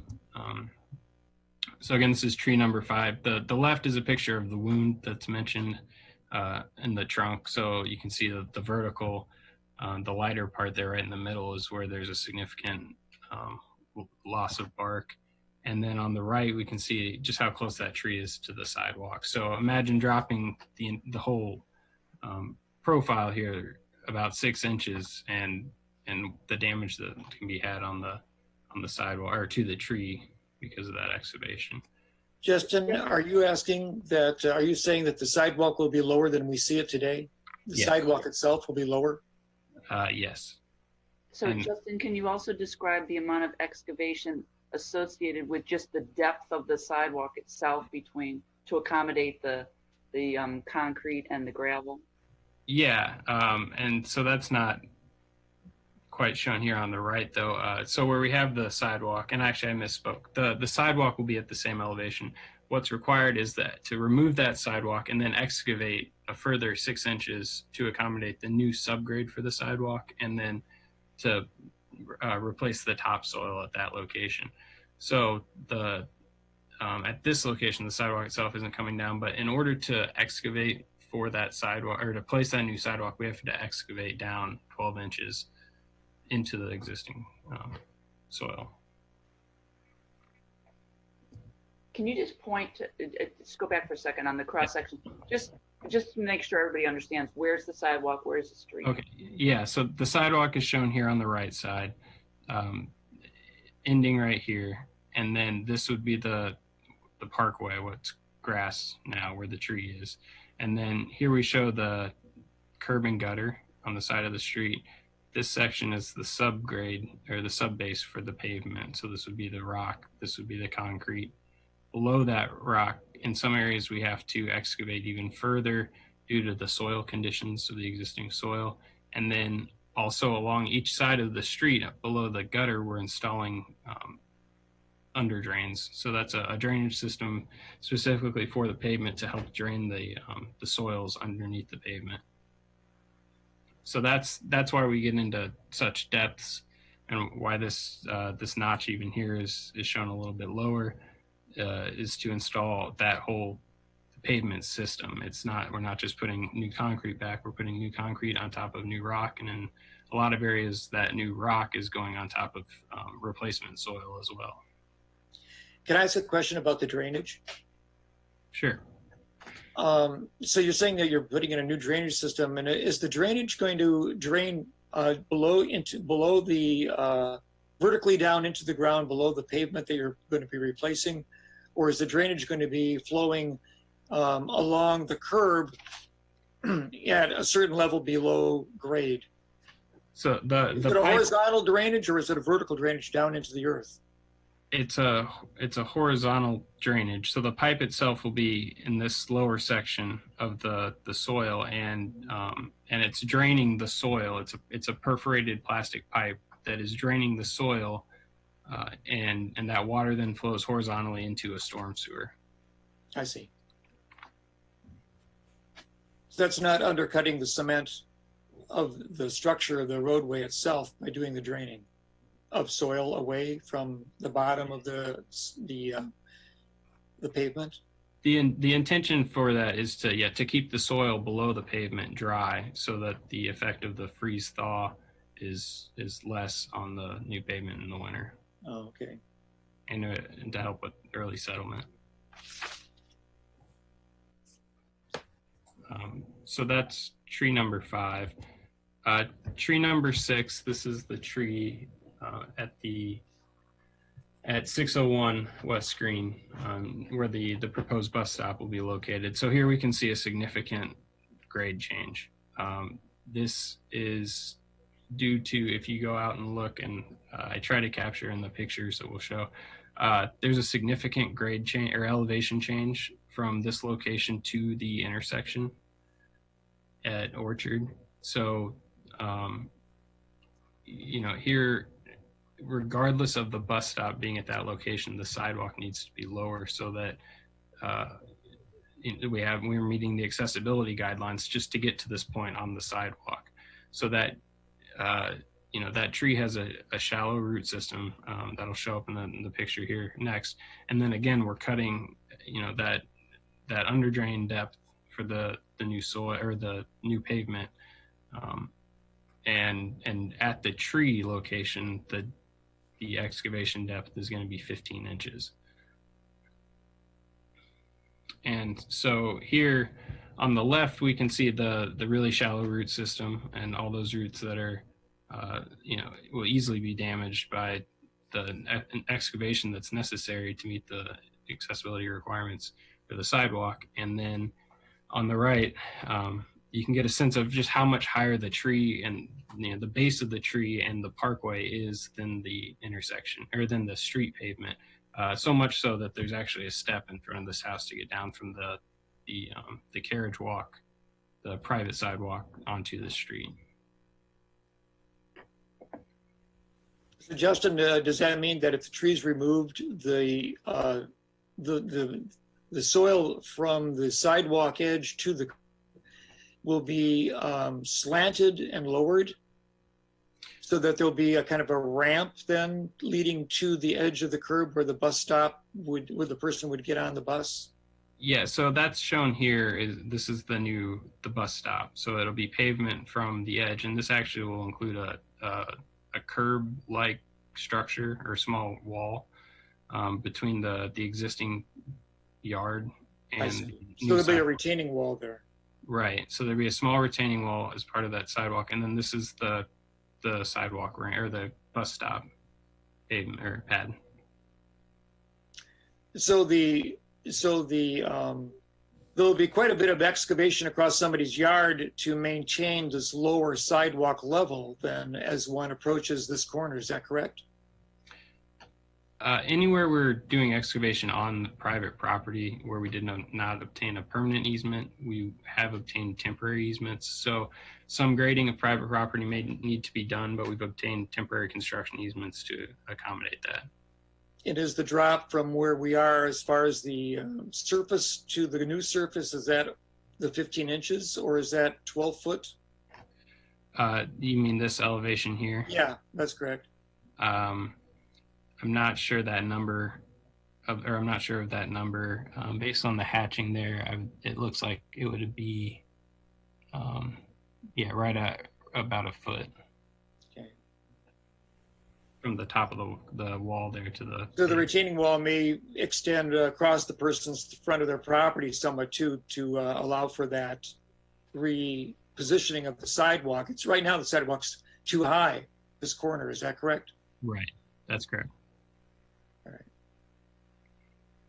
Thank you. Okay. So again, the pictures for tree number 6. You can also see how close that tree and the root system is to the sidewalk. Tree number 7, this is in front of the property at 508 West Green. It's the property itself is a parking lot. So there's kind of a hump here where the tree itself is, and the tree, as we'll see in the picture, actually the base of the tree sits higher than the existing sidewalk. So in this case, the sidewalk itself is not being lowered, but again, the 12 inches of excavation on the left side here in the cross section, in combination with the 2-foot excavation on the street side for the new pavement, the under drain, and then lowering the parkway is going to do significant damage to that tree's root system. And what's the necessity for not leaving the bump as it is? If you're not changing the position of the sidewalk and the current slope where the tree is sitting is almost satisfactory for the edge of the curb, why would you want to scrape away the bump? I mean, what purpose is that? Well, we show the bump going away here because we show the tree going away. Well, that's one of the questions that people have. I mean, if the tree was left alone and you didn't try to scrape the bump down, I mean, you could still have the sidewalk where it is. Well, still have the curb where it is. The reason for removing the tree isn't to take the bump down. It's because of the damage that's going to be caused to the tree's root systems by the excavation on either side of the tree for the sidewalk and the street pavement.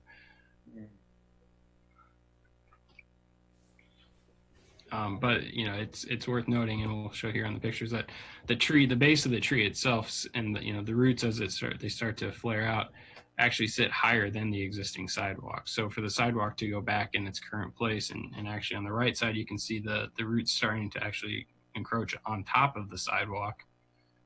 In order to replace that sidewalk and the street, it's going to do significant damage to that root system. So that's one where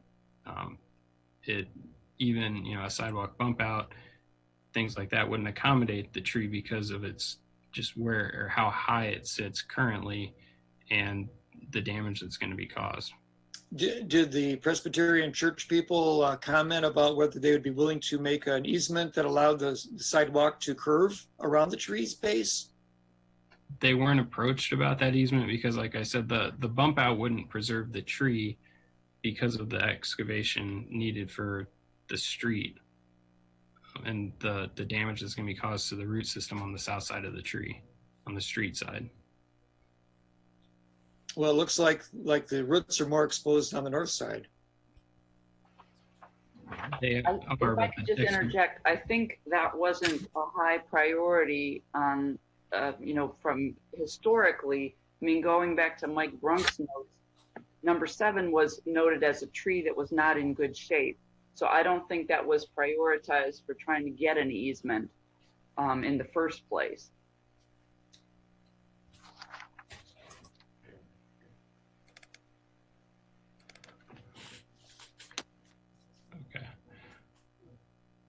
So we'll move on to tree number 9 then.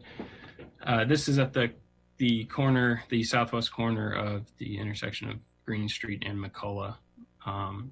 This tree, so it sits just south of the sidewalk ramp that we'll see as it crosses Green Street.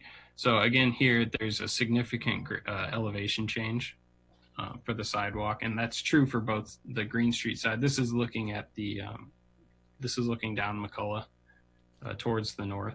So there's significant elevation change for the sidewalk, and then again, less excavation depth here. Chart for the color parts to it on your table. The combination of elevation change and the excavation depth here mean that this tree that's already somewhat unhealthy is going to be put at greater risk of failing. So I think that's all we had, right? Or did you have pictures of number 9 that you wanted to show? Yeah. So, and the brick sidewalk on McCullough, brick sidewalk's even more susceptible than concrete sidewalk to buckling and moving with tree roots. And again, that tree is just so close to the sidewalk on both parts of the sidewalk there that the elevation change is going to do significant damage to the root system. So I think that's all we had to present. Can you remind me, Carol, our representatives from the Mass Transit District here? I think Jay is on, let me see. I know he was earlier. Let me see. Jay Rank is on. I don't know if there's anyone else, but. He's an engineer with the Mass Transit District. Yes. Okay, so if there are questions related to things from the MTD's standpoint, then he'll be available for answering. I see a hand up. Mary Alice, you have questions? So I want to thank staff for going through these, re-evaluating them. I also want to thank the public. I really enjoyed some of the pictures that people sent. I think Dan's daughter gave a thumbs up or thumbs down. It was nice to see the different pictures there. I think Dennis also went out and took a lot of pictures. So I've given some thought to these types of trees and when is a good time that we should be cutting trees and when is a time that we should be preserving trees. In order to be consistent with how we evaluate trees across the city, we slate for removal if the condition, a hazard condition, is 7 or higher. So if I look at this new rating that we received, I guess this weekend, a lot of these trees are at that rating of 7, right? So we have 1, 2, 3, 4, we have 4 trees that are in that rating of 7. So regardless of if MCOR was happening or not, it could be possible that these trees would be slated for removal, just as an overall picture of how we manage our trees. So that's number 1.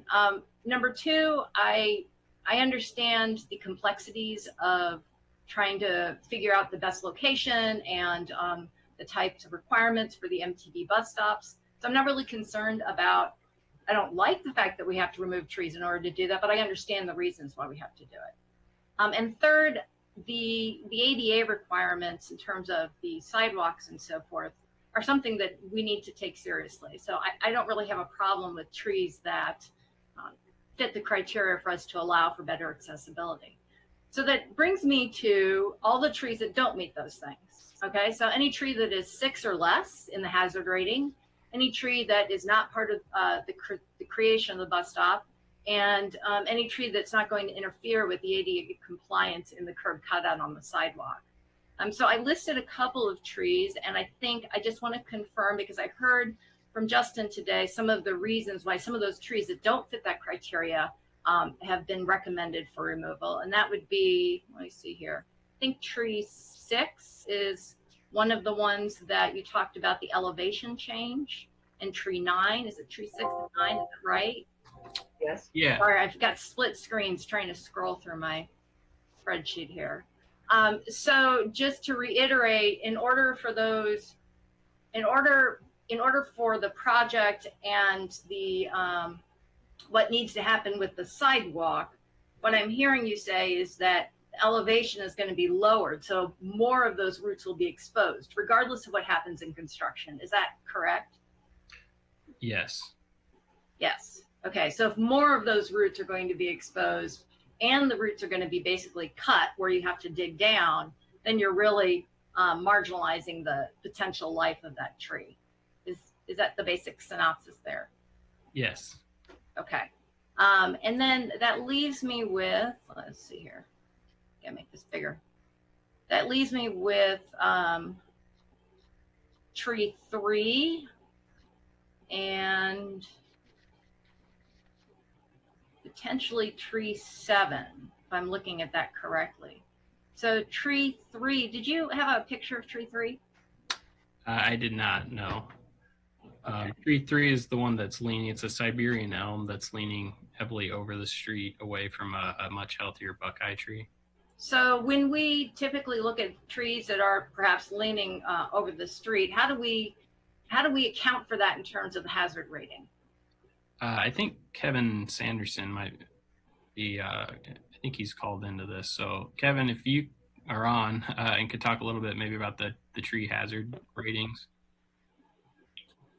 Yeah, Justin, this is Kevin. The hazard rating for leaning trees is if it's got less over a 45-degree angle, becomes a hazard automatically, just because the root system compromised on the opposite side's basically holding it. And that's the area they'll be cutting the roots for the excavation of the sidewalk.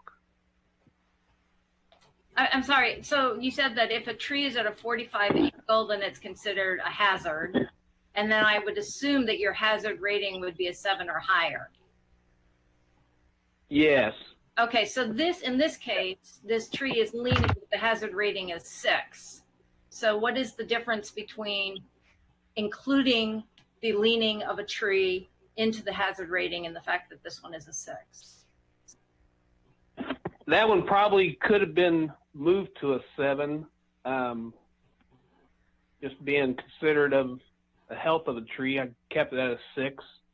But like I said, with the cutting of the roots on the opposite side of the lean, it's going to give it more. The hazard rating would definitely go up after they cut the holding roots on the opposite side. Okay, so the tree leans into the street. You'd have to cut the roots on the sidewalk side, correct? Yes. Which could potentially increase the leaning of the tree. It would definitely weaken the holding structure of the whole tree. Okay, and then that leaves me with tree number, was it number 9? Is that where I was? Number 7. Thank you. So this one is a number 6. This one has the root system exposed. And the notes here say a minimum 10-inch excavation to replace the sidewalk. Do you have a picture of that one, Justin? Number 7. I bet I do. He didn't do a cross section on that one. No, we do have a cross section for tree number 7. Oh, you do? Okay, great. Oops, I went too far. Okay, so when you excavate for this, whoops. So here's the cross section. Okay, so you're not increasing not the incline, the reverse. You're not dropping the sidewalk in this case, right? Correct. Okay. And the concern is that the roots are above ground. Yeah, so the existing roots are above ground, and what's shown more drastically on the street side, on the right side of this graphic, is just the excavation on or at the edge of the pavement for the new pavement system with the soil and the underdrain. So what's shown in red here is what's slated, or what will need to be excavated in order to build the new road. Okay, so I guess my other question here are all the trees that are not being cut. They're still, are there any trees, let me rephrase, are there any trees remaining in the parkway that have this same structure, sidewalk, tree, street, that we're not cutting right now? Yeah, so this is a pretty typical section, but I believe the other trees were determined to be healthy enough that they could withstand this kind of construction. That's what I tried to say in the beginning of my remarks, which is any tree that is in the public, that is in the parkway along this section of Green Street is likely to be impacted in some way. These trees, the combination of, either their proximity to, a corner or their general physical condition, they were determined to be at greater risk because of the construction. And so, or in a few cases, they were actually in the footprint of an improvement that was going in. Okay. I guess, out of all the explanations and so forth, this tree number 7, I guess, is my question mark. I think all the other trees could kind of gone through kind of my list of rationale, but I'd like to hear what other council members have to say. So thank you. Okay. Any other questions or comments? Bill Brown and then Dennis. Yeah, I don't have really any specific tree other than one that's already on the other side where they're constructing. I think the 306 West Green, it's one of those kind of middle-age oak trees that still has a lot of potential in it. I think I'm more partial to those than I am to these 150-year-old maples that are probably not going to last more than 20 years, whether we do anything or not. So I guess I'm a little interested in how we might be able to improve the process to save that kind of tree in the future. It's too late already to save that one. As far as when we purchase easements or negotiate the easements, do we always just offer the price per square foot of assessed value in the neighborhood? Is that there's a pretty basic calculation where you assess the value of the land, average land value, and place a value on it, and that's what you offer? And did you get the impression from talking to any of these people that price would really make any difference? If we could offer a couple $1,000s more, would it make a difference? Or did they just think, well, I don't want the tree, so I'm not going to give you the easement? So I think I might be the best one to talk about the process. So there's a fairly rigorous process that you have to follow because it's an IDOT. We're using IDOT standards. So because of my background, I had to take an online training, but I have background in real estate valuation, and they're pretty strict about. And we use sales. We didn't just use. We didn't use real estate assessments. We used sales, And then there's there's a very strong expectation of a degree of uniformity about how the prices or how the values are set, and then the prices that get paid need to reflect that. So the opportunity to sweeten the pot was really limited. That's because we had to use IDOT standards. If it was a completely local project, we'd have a little bit more flexibility in how we did the valuations and in how we negotiated the easements. But in the two cases where we were not able to negotiate easements, it had nothing to do with price. It had everything to do with the folks wanting the trees gone. They don't want the trees. Okay, and could it? I appreciate all the efforts you've done. I do think that everybody involved in this project has had trees in mind. I know when we looked at the initial drawings in 2015, they said, we're gonna have to remove some trees. We're also gonna have to remove some parking. So these are things that we're gonna have to work through. And I think they did try to minimize that. And I appreciate MTD being cooperative in moving that bus stop, even though it's probably taken down the two largest and well, one of them was beautiful until just a couple years ago. It went downhill pretty quick. But the two big maples in the 800 block of Green Street, I think, are some of the largest and potentially beautiful. The first one had some cables in it, and I think trees can live a long time with cables. But then when I read on that it was hollow sounding and started to have bad branching and stuff, I understand the decision to take those away and leave the more middle-age, healthy trees on the northeast corner there. So moving the bus stop, I think, did help there, even though it take down those two trees. I did look up who used to live there, because that wasn't always an apartment building. It was A.M. Buswell. I thought that was kind of ironic, Buswell, because we're going to have a nice bus stop there. But A.M. Buswell was also chief of the Illinois Water Survey. This was in 1929. I got out my handy city directory, 1929 city directory, and looked it up. And so 91 years ago, those trees, I'm sure, were there. I don't know how big they were. Maybe Kevin Sanderson would know. But he was also chief of the Illinois Water Survey at the time, and was actually a sustainability advocate himself. He was a big proponent of anaerobic fermentation of plant products like corn stalks and stuff to turn them into methane gas for fuel. So it's ironic on those two on those 2 points anyway. So I guess as far as the process goes, I still think there ought to be, we couldn't offer them a sweetener with price, then maybe some kind of design option where you add a bench or something. That a law office, you'd think that, if you had a nice bench and tree there, people would hang out and notice the law office. I don't know.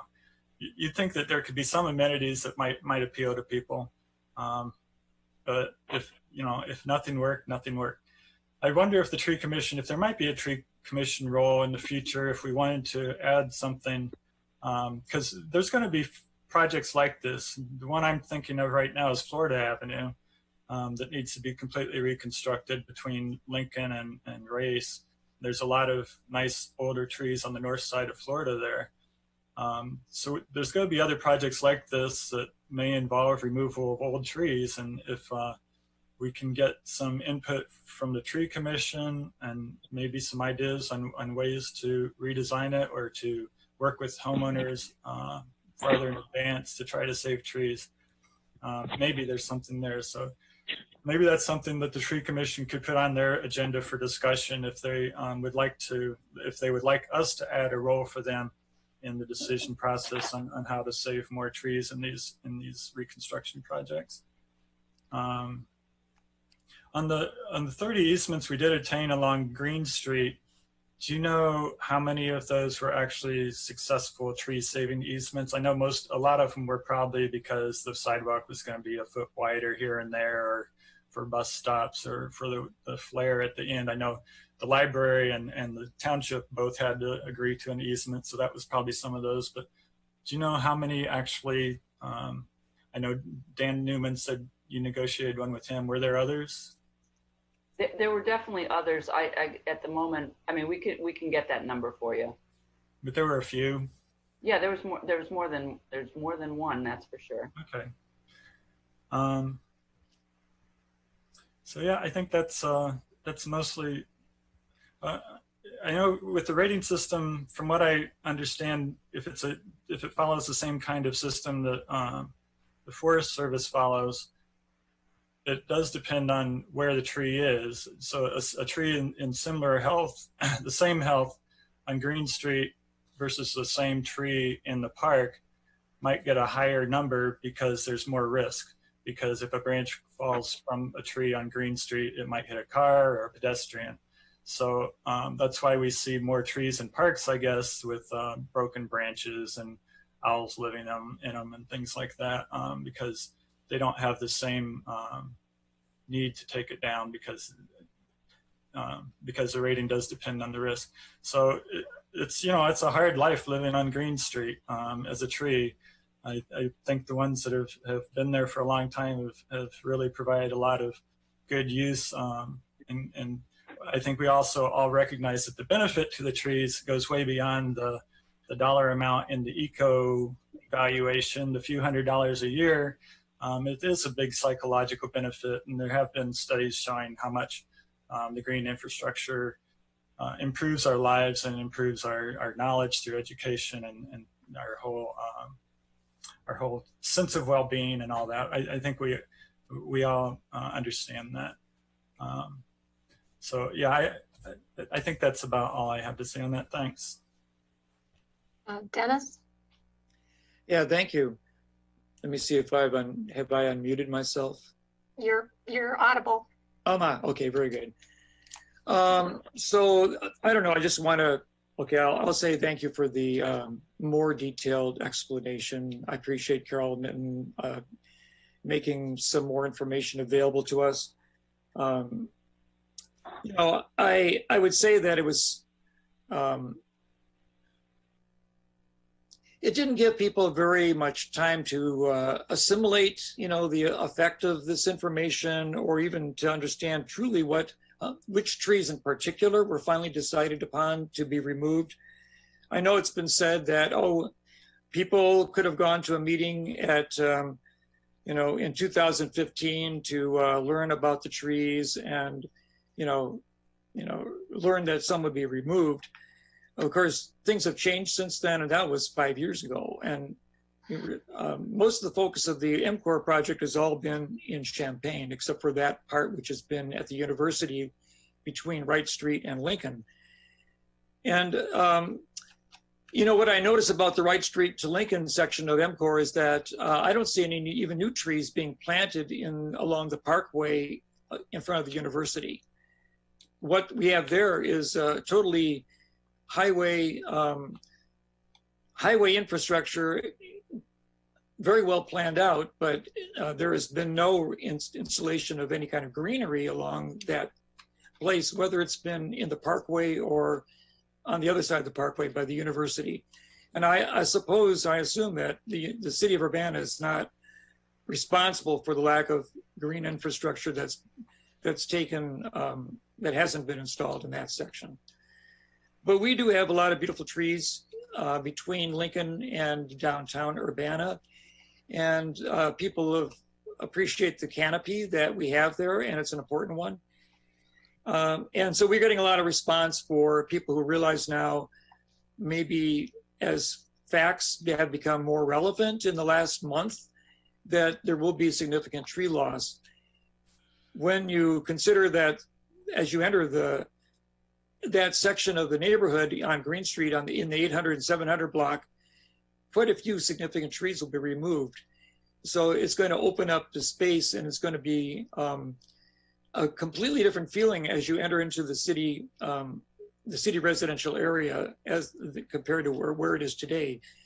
So the effect's going to be significant visually. just one thing about sustainability. A tree that's coming down, tree number 1, it's slated for removal because of the expansion of the MTD platform. It's a sugar maple. It's 61 feet to 70 feet tall. Its ecological value is very high because it removes 489 pounds of greenhouse gas and captures another 781 pounds of greenhouse gas a year.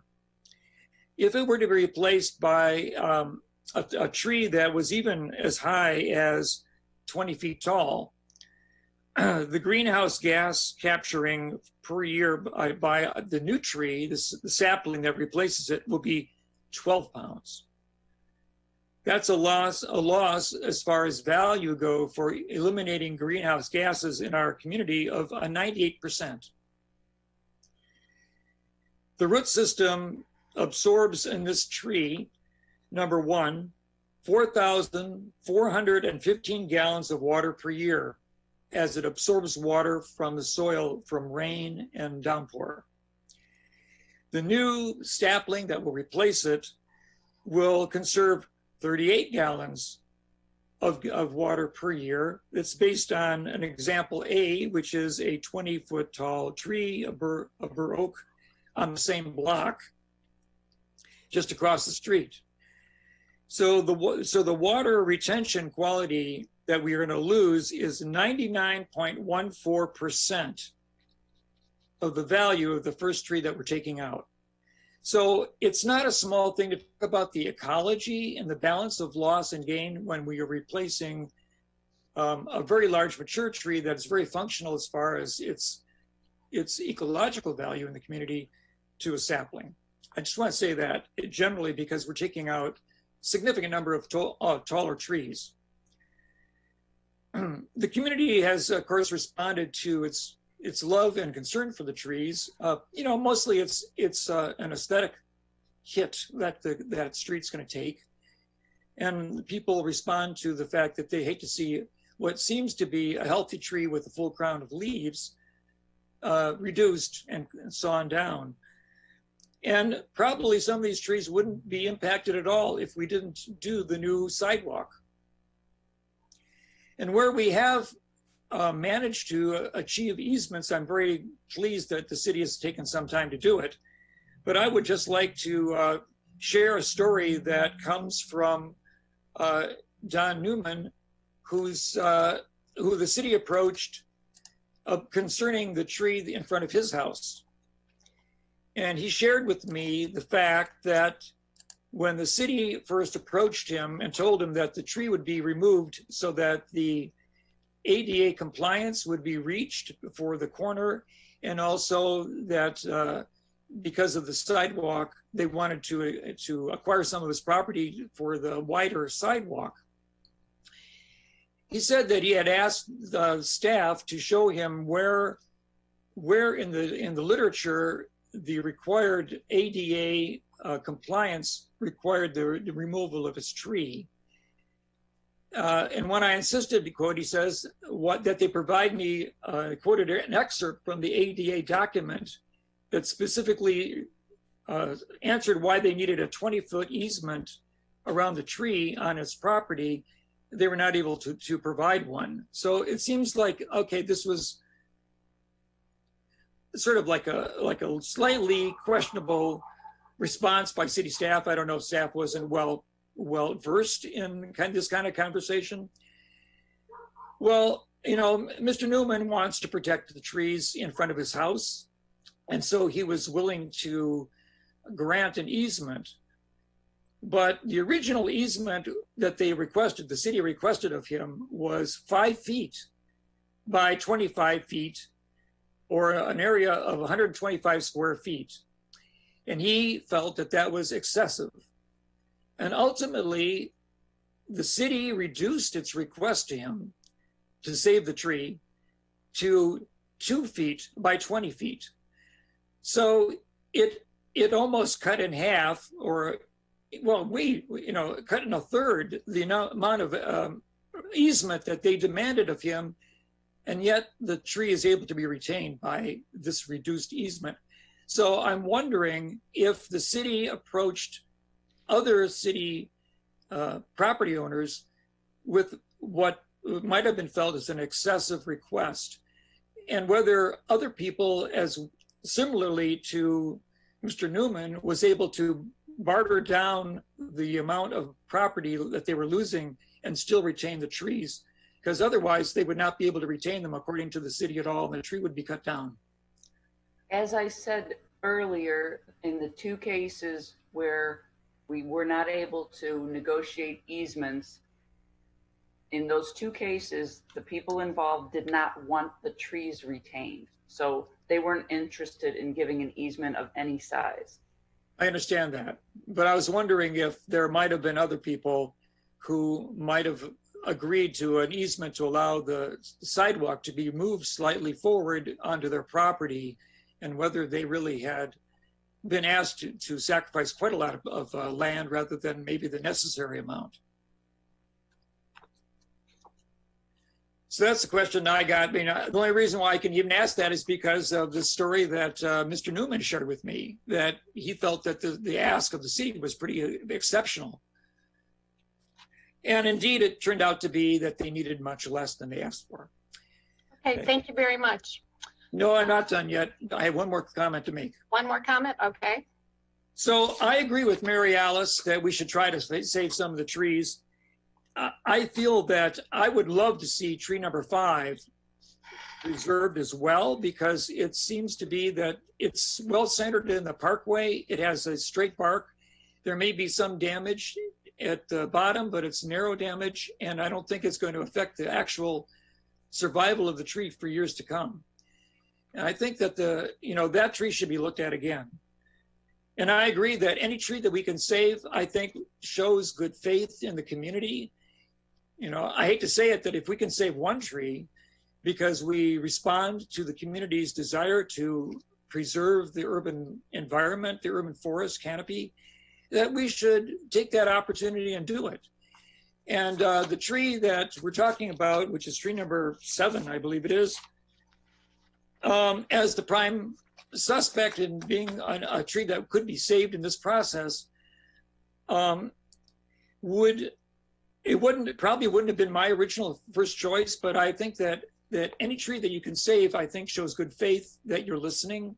And if there's no detriment to the tree, if the tree is rated at 6, that's an acceptable rating for survival of the tree. So I would suggest that the city council members urge the mayor, I think I'm going to say that right now, I urge the mayor to reconsider and to save 1 or 2 trees along the corridor, because I think the people in the community would really appreciate it. Okay, thank you. Thank you. Charisse?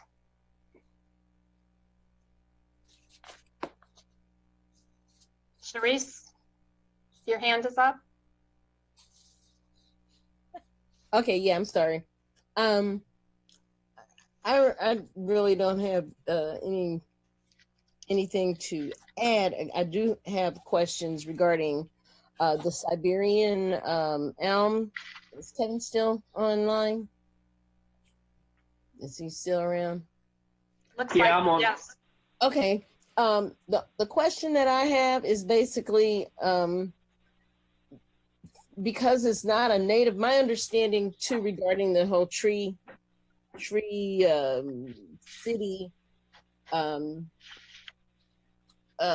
mission is that we try to have as many native trees, or we try to have all native trees.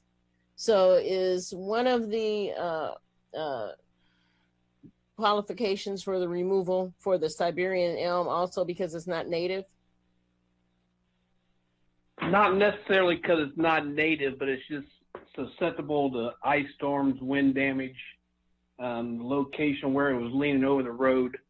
The native is for when we're replanting. We want to try to hit a native number for replanting.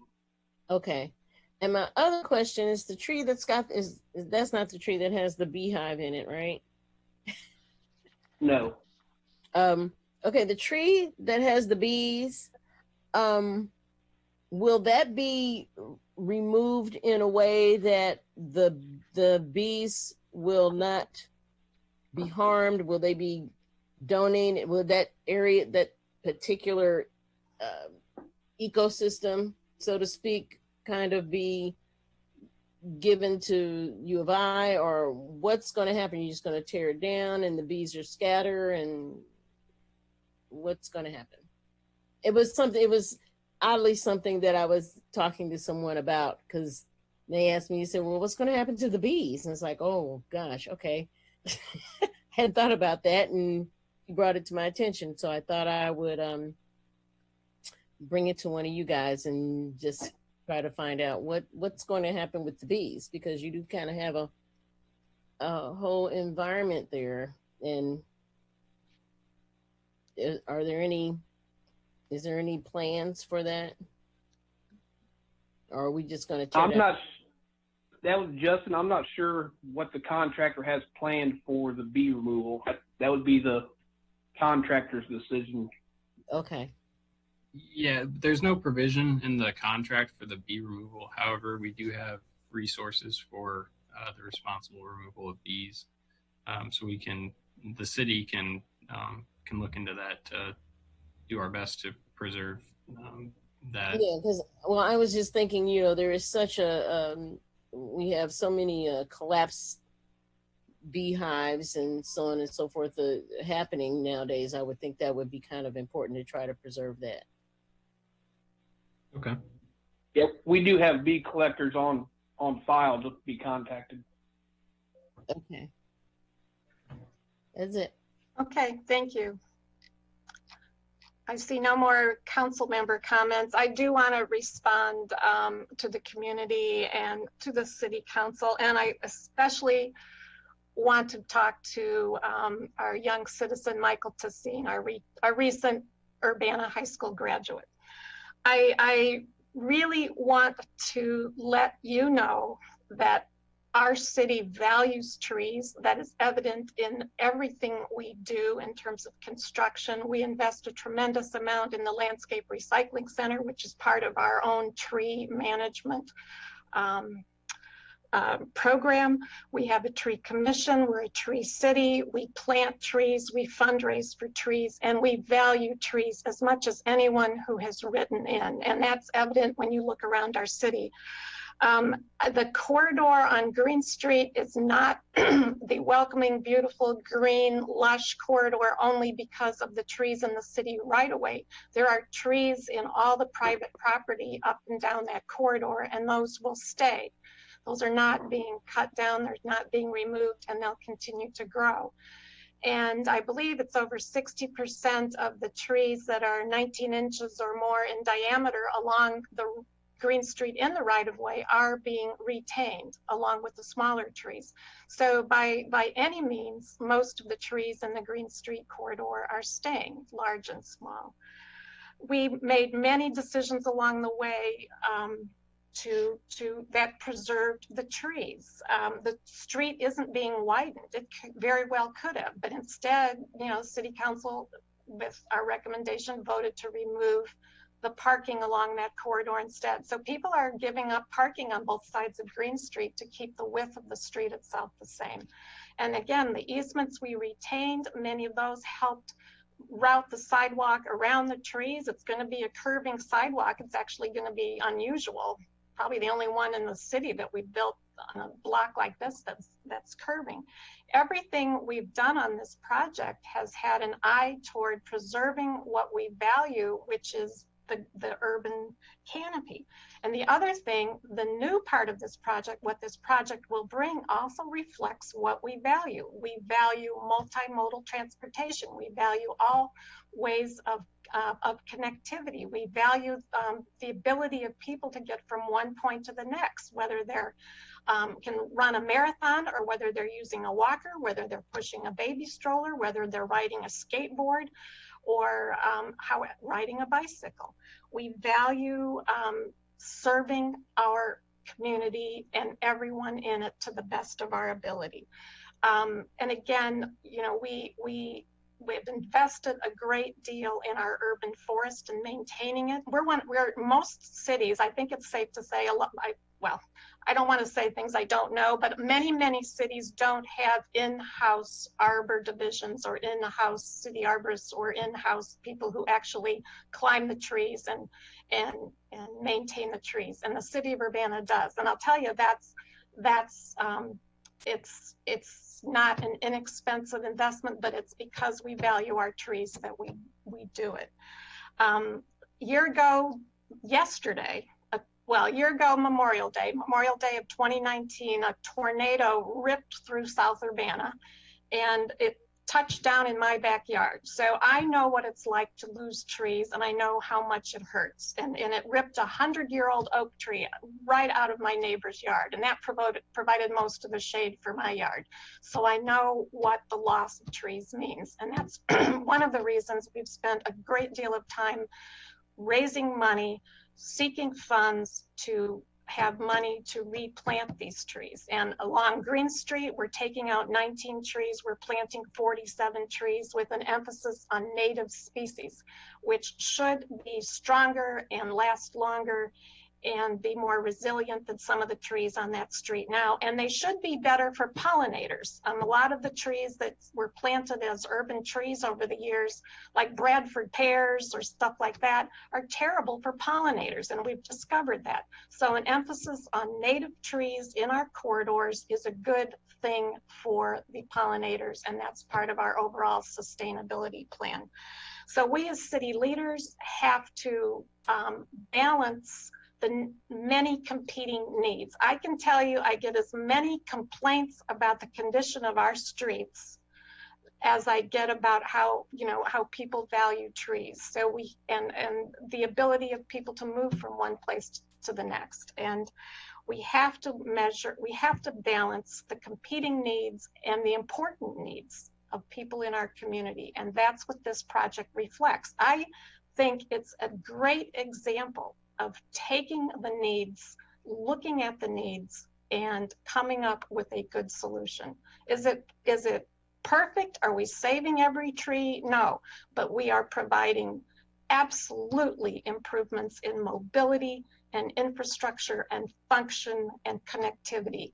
And I think when visitors come to our community and they are on Lincoln Avenue and they come to Green Street and they turn to their left or turn to the east and they look at Green Street, they'll say, this is a community that values connectivity, that values mobility, that values trees, and values investing in infrastructure to serve us in the future. So I think this is an excellent project, and it certainly reflects Urbana's values. So that's it for that discussion. And Mary Alice. I just had a quick question. So I know that our Arbor Division has been really focused on removing the trees that have been infected with ash borer. And it's been one of the reasons why we haven't been able to get to as many of the hazard trees to cut down some of the branches that might cause a hazard. So what I want to know is, in terms of the bigger picture, in terms of making sure that we are taking care of our tree canopy, is there now, are we caught up with all the ash borer? Have we now freed up the arborist resources for us to be able to go back and maintain those other trees? Kevin, Kevin's here. Yeah, our ash removals are completed. We still have some that we are treating to try to save. We are down a crew member, so we are kind of limited of what we can actually do, but we are focusing, trying to get back on to preventive maintenance to try to preserve our canopy. All right, thank you. And I would remind everyone, we are in the midst of a pandemic, which has affected every single thing we do in the city, including our labor force and our ability, everything. So I ask people to have patience in that respect too. We are not out of the woods yet, so to speak, by a long shot. Okay, Dennis, you had a question? Yeah. Would it be possible to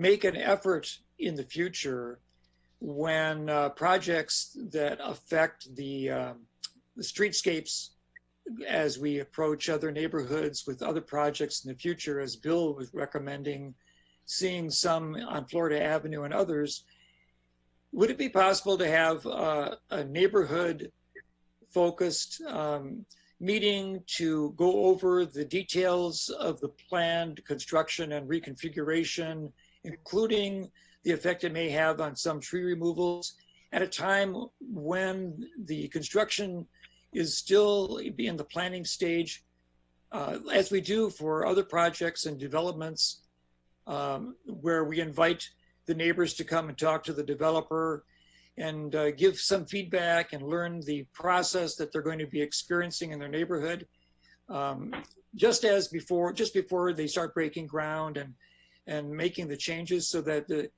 what I missed here, I think, was an opportunity to interact with the neighbors on the street in a way that would be more meaningful to them as the Phase 5 was approaching development stage. Yes, we normally do that typically on every project. So absolutely, yes. Yeah, I think if we had done that in this instance, there would have been a lot more ability for people to absorb the changes and to make their comments earlier. And we wouldn't necessarily have to be doing it in what seems to be the last possible second before the street's removed completely. Okay, Carol, did you want to comment? I do, and I would say that the MCOR project is atypical because things were set in motion 5 years ago, and we have to recognize that, and that included the tree removal, and to have people think that fundamental aspects of this project could be revisited at this late date. It simply isn't possible. That's not a typical project for us. We're not typically in partnership with all of these other entities, and we have much more control. We'll be talking about a project when we talk to you next week about the CIP that I think will be a very good candidate for getting lots of input about priorities, and trees being one of them. So we'll have a good example, and you can help us puzzle through how to approach that one. So it would make a big difference. Yes. Thank you. Thank you. Thank you all. All right, we'll move on to unfinished business. I don't believe there is any. Next is the Committee of the Whole report. Dennis? Yes, that's right. We had the Committee of the Whole last week, and we forwarded 3 different items to the City Council here tonight for approval, if that's the fate of these items. And the first one is ordinance number 2020-04-022, an ordinance amending the Urbana City Code, Chapter 14, Section 14 to 17, regarding schedule of fees, subsection A, liquor licenses. And this this would be through the fees through July 1st, 2020, coming up through June 30th, 2021. And this was presented last week, and for the committee, I would move approval. I'll second. I'll second. Moved by Dennis, seconded by Mary Alice. Just a note, last week, both Elizabeth and Beth Beatty are attending high school graduations tonight, so finance is not represented here, but I can tell you that the 2 changes that you requested, that you directed us to make last week, have been made. So that was a reduction of $500 in the class RNT1 license was done. Oh, RNT2, sorry. It went from $3,000 to $2,500, and then the reduction in the fee for the incubator license was to $1,000 for the first 6 months and $2,000 for the second 6 months. Otherwise, everything else is the same. Any other questions? Mary Alice? I don't have a question. I just want to thank not only city staff, but also city council for looking at these license fees fairly, making some adjustments last week. And so I really appreciate all the work that everybody did on this. Jared. Just echoing Mary Alice, thanks for working with us on this, and glad we're able to get good feedback and come to a mutually agreeable solution and fee structure. And you guys did a great job overall on this project. Thanks a lot. Well, this has taken 14 months from beginning to end. So I'm glad to be, well, we're at the beginning, actually. We're at the end of one phase, at the beginning of the next, and the end of the beginning. Okay, we'll go with that, yeah. Anyway, thanks for everything, and staff did a terrific job, and this particularly Kate Levy, Jim Simon, and finance department, and actually myself. I was rewriting this as well, so we're done with it, and we're ready to implement. So, any other comments? All right, all those in favor, well, let's see. We need the clerk to call the roll. City Council members Brown? Yes. Colebrook? Yes. Hersey? Yes. Miller? Yes. Roberts? Yes. And Wu? Yes. That motion passes. Very good. The next item is resolution number 2020-05-023R, a resolution approving a Champaign-Urbana solid waste disposal system annual budget, which was presented last week. This is for the fiscal year 2020 to 2021. And for the city, for the committee of the whole, I move approval. I'll second that. Moved by Dennis, seconded by Jared. Any comments? Questions? Is there discussion? I guess I'm exhausted. All right, will the clerk please call the roll? Council members Brown? Yes. Colebrook? Yes.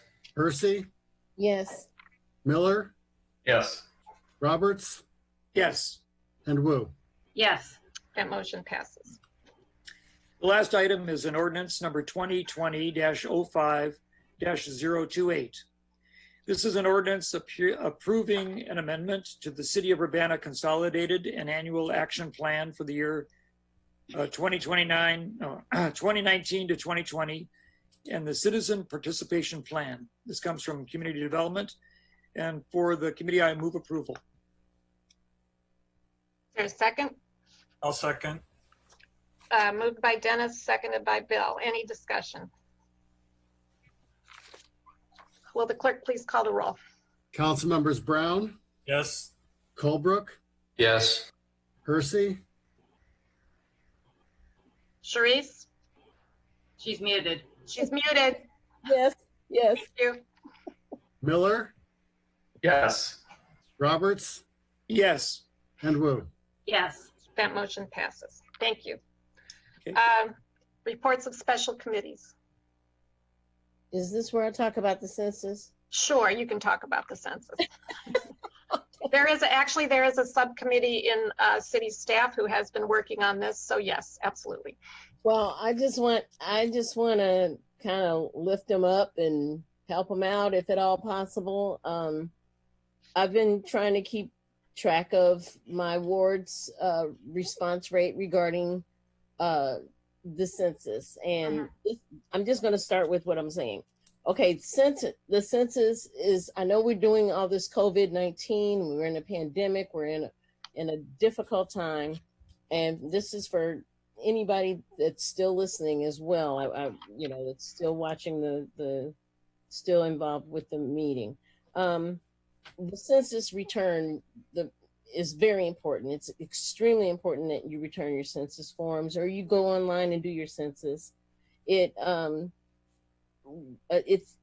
represents a count of everyone in the United States, but particularly, let me just say how it affects our city of Urbana really quickly. It's $1,400 per person that the city of Urbana will get if you turn in your census. If you don't, that $1,400 is lost for 10 years.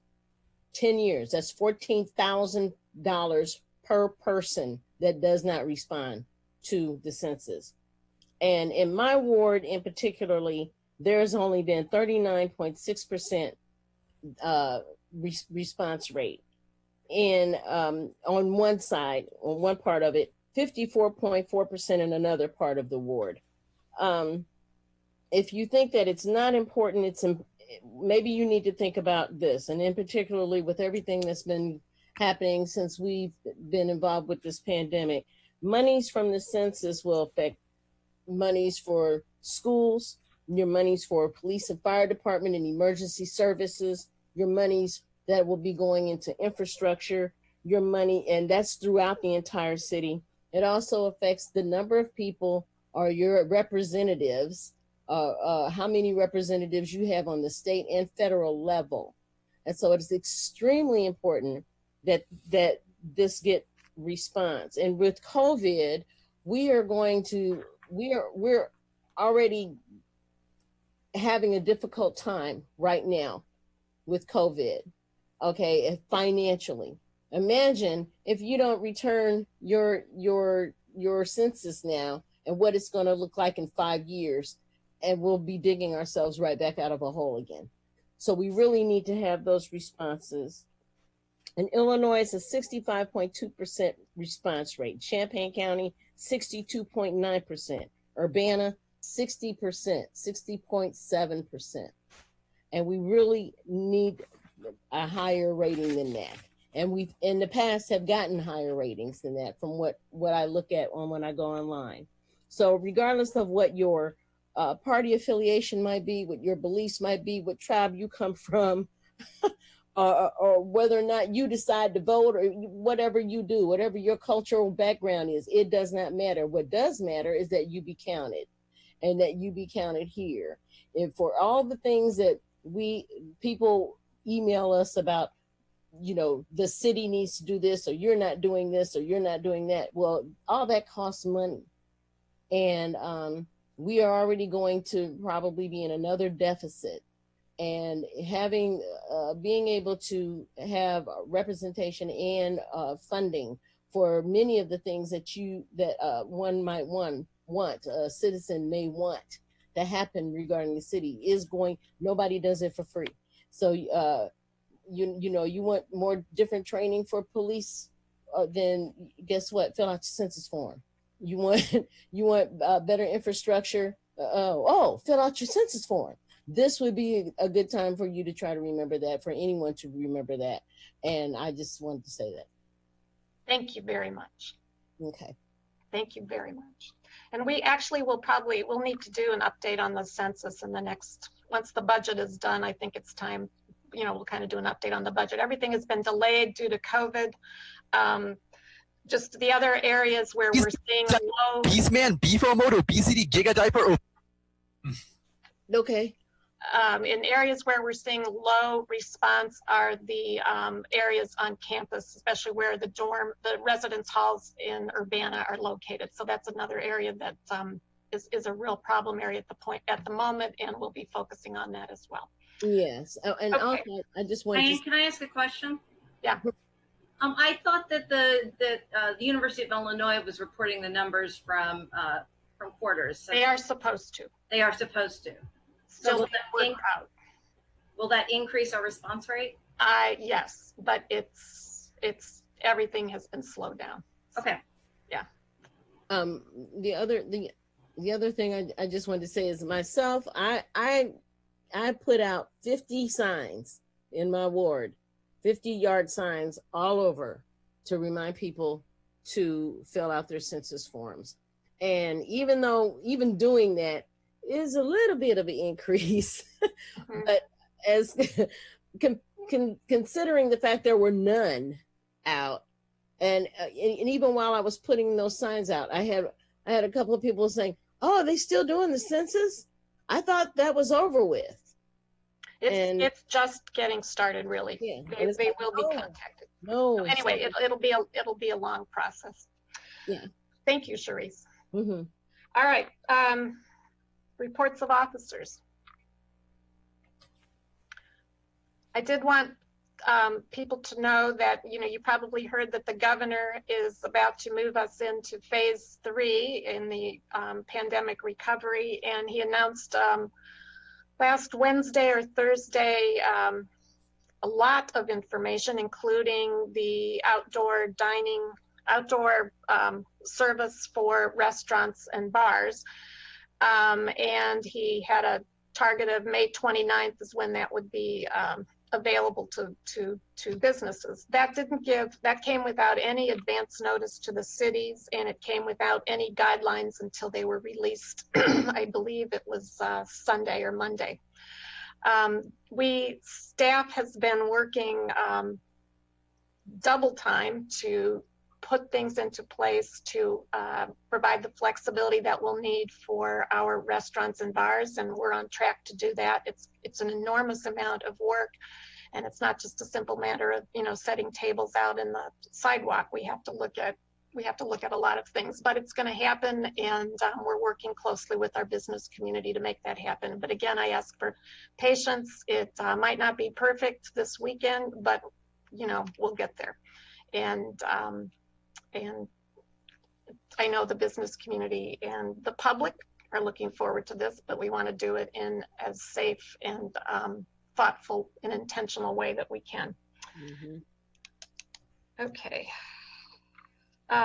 We have one item of new business, and that's ordinance number 2020, which is 05029, which is the emergency order number 2003, which was the temporary suspension of special events permits. And this was an identical order was passed in Champaign. And this temporarily suspends the holding of public and special events on any city-owned, leased, or operated public property through September 7th, 2020. And the events that this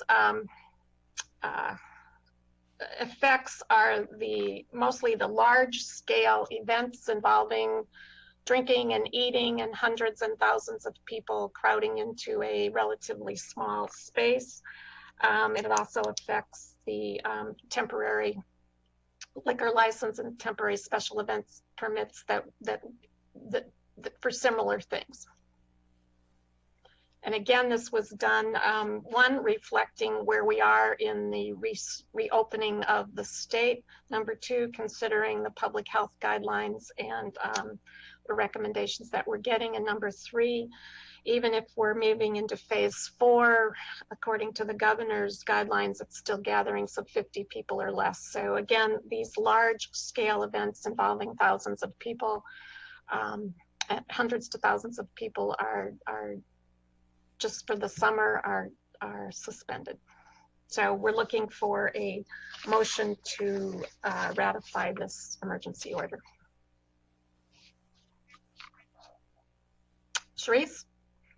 Well, I have a motion then to approve ordinance number 2020-05-029, emergency order 0-03, temporary suspension of issuance of special events permits. Yeah. Okay. I move to approve it. Move to approve. Bill? I'll second it for discussion. I do have some good questions. Mm-hmm. Okay. I know for they have released guidelines for recreation where you could have groups of 10, multiple groups of 10 separated by 30 feet and things like that. So theoretically, I think you could probably have a walkathon. It'd be hard to organize, but you'd have to have people take off in groups of 10 or less at a time. And then separate the waves by a few minutes so that they don't accumulate. So especially once we go into the next phase and the rest of the summer, is there going to be any flexibility for people to propose safe events? Or is this like a blanket?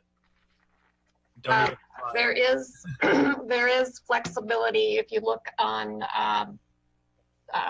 Section 5, there is flexibility. But the other thing that I didn't mention is a lot of these events require sponsors, and many times it's business sponsors. And the other thing we've been hearing from the community, from the business community, is well, number one, they've been devastated by this thing. And so the funds available to sponsor events are also an issue as well. And that's another factor here. But yeah, there may be flexibility, but at this point, we don't know. Okay, thanks. And again, the key to all of this is there is so much uncertainty. Dennis, you're muted. Thanks for letting me know that. So I think I did express to you and also other members of the council that I guess I would hope that we would have the fortunate result that the pandemic would begin to dissipate as we approach the fall. And one of the great casualties of the early fall is going to be the Labor Day parade. I noticed that the extension that you were going to be talking about and passing perhaps today actually includes exactly the day of Labor Day, the 7th of September, as the final day. And my question was that, okay, if that was the extension, what makes the next day different that you could potentially allow a gathering? But I guess what we're going to find out is, as the summer progresses, is any kind of relaxing in the number of people who can come together to enjoy an experience, including perhaps a parade that's done with cars only and no people at a walking or something. Is it going to be possible to imagine in the future a reconsideration so we could enjoy what is traditionally a lot of fun to do in the community, the Labor Day parade? Yes, I mean, Article 4 of this, if the language says, if prior to that date and time, the governor suspends or terminates requirements on social distancing, size of public gathering limitations, or other steps taken to prevent or minimize the spread of COVID-19, then in effect, the city may commence issuing special event permits and allowing special events to occur on city-owned, leased, or operated real property. The thing with the parade, it's not just a parade. The parade, the Labor Day, traditionally is followed by the large gathering in the park afterwards, which is a big social event involving hundreds of people, food, drinks, etc. And before we passed this, I did talk with Matt Kelly of the AFL-CIO about that very event, and he understood completely. We're all disappointed, but you know, he understood. But again, we are putting safety first this year. Every year, but this year we're putting safety first when it comes to these special events. Mary Allison and Sharice. I had kind of a broader question. So when we passed the emergency ordinance, basically giving you the ability to do these emergency orders, I believe what we said was that the governor either had to lift the emergency declaration or you would lift the emergency declaration for the city of Urbana. But now that we have all these different phases, I'm wondering how the phases interact with the emergency declaration from the governor, because it would seem to me, based on the phases, that it would be lifted once we've reached phase 5, but I don't know if there's been any clarity in terms of when that could potentially happen, since we're going through incremental changes.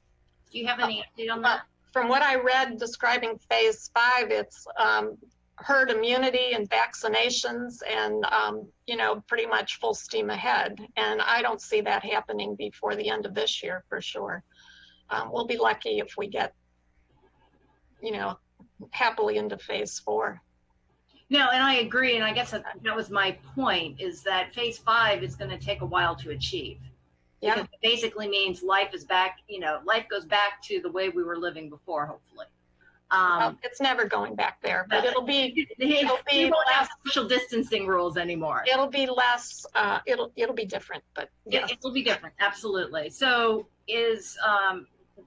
so does that mean that the emergency declaration, in your belief, will be enacted until we reach phase 5, which is in the distant future? This particular emergency declaration or the overall? The overall. I don't know. I mean, you know, I look at this as we're navigating from point to point. So at this point, it's in effect, and I think that's the decision that we will have to wait to make until we're a little bit farther down the road. Okay. All right. Thanks. Oh, Charisse. Yeah. Okay. So, I just kind of wanted to comment also to what Dennis was talking about parade, and I can enjoy a good parade like anybody else, but it is kind of one of these issues where if it was just empty streets and us, people parading like, in cars and isolated, maybe that would work okay on some level. But there are spectators. There's not, spectators to every parade. And that's something that cannot be controlled as far as the social distancing. Is everyone going to cooperate and wear a mask? Do we really want to try to regulate and enforce those types of protections right now? And basically, who's going to do it? Even if, do we have enough law enforcement or regulators, so to speak, to even try to do something like that? And also, everything is so unpredictable right now. I really don't have a problem with this going up till Labor Day. I'm sorry that it would have to. I think that had we had more information and more support as systematically with any of this, then this may be something that we could have overcome in just a few months. But I don't think that it's just so unpredictable right now. Everything is so unpredictable because our federal leadership is unpredictable. So I'm sorry, I feel well with that. Yeah, and the Labor Day parade is traditionally what they call the candy parade. So you're constantly throwing things out to kids, and it's a high touch parade. Traditionally. So, yeah, this has been a tough one. Yeah, this is a tough one. But I believe we still need to vote on this. Any other comments or questions? Okay, will the clerk please call the roll? Council members Brown? Yes. Colebrook? Yes. Hersey? Yes. Miller? Yes. Roberts? Yes. And Wu? Yes. That motion passes. With no further business before the council, this meeting is adjourned. Thank you. Not everyone. Night. Night. Y'all didn't talk about that Aaliyah case. What the fuck?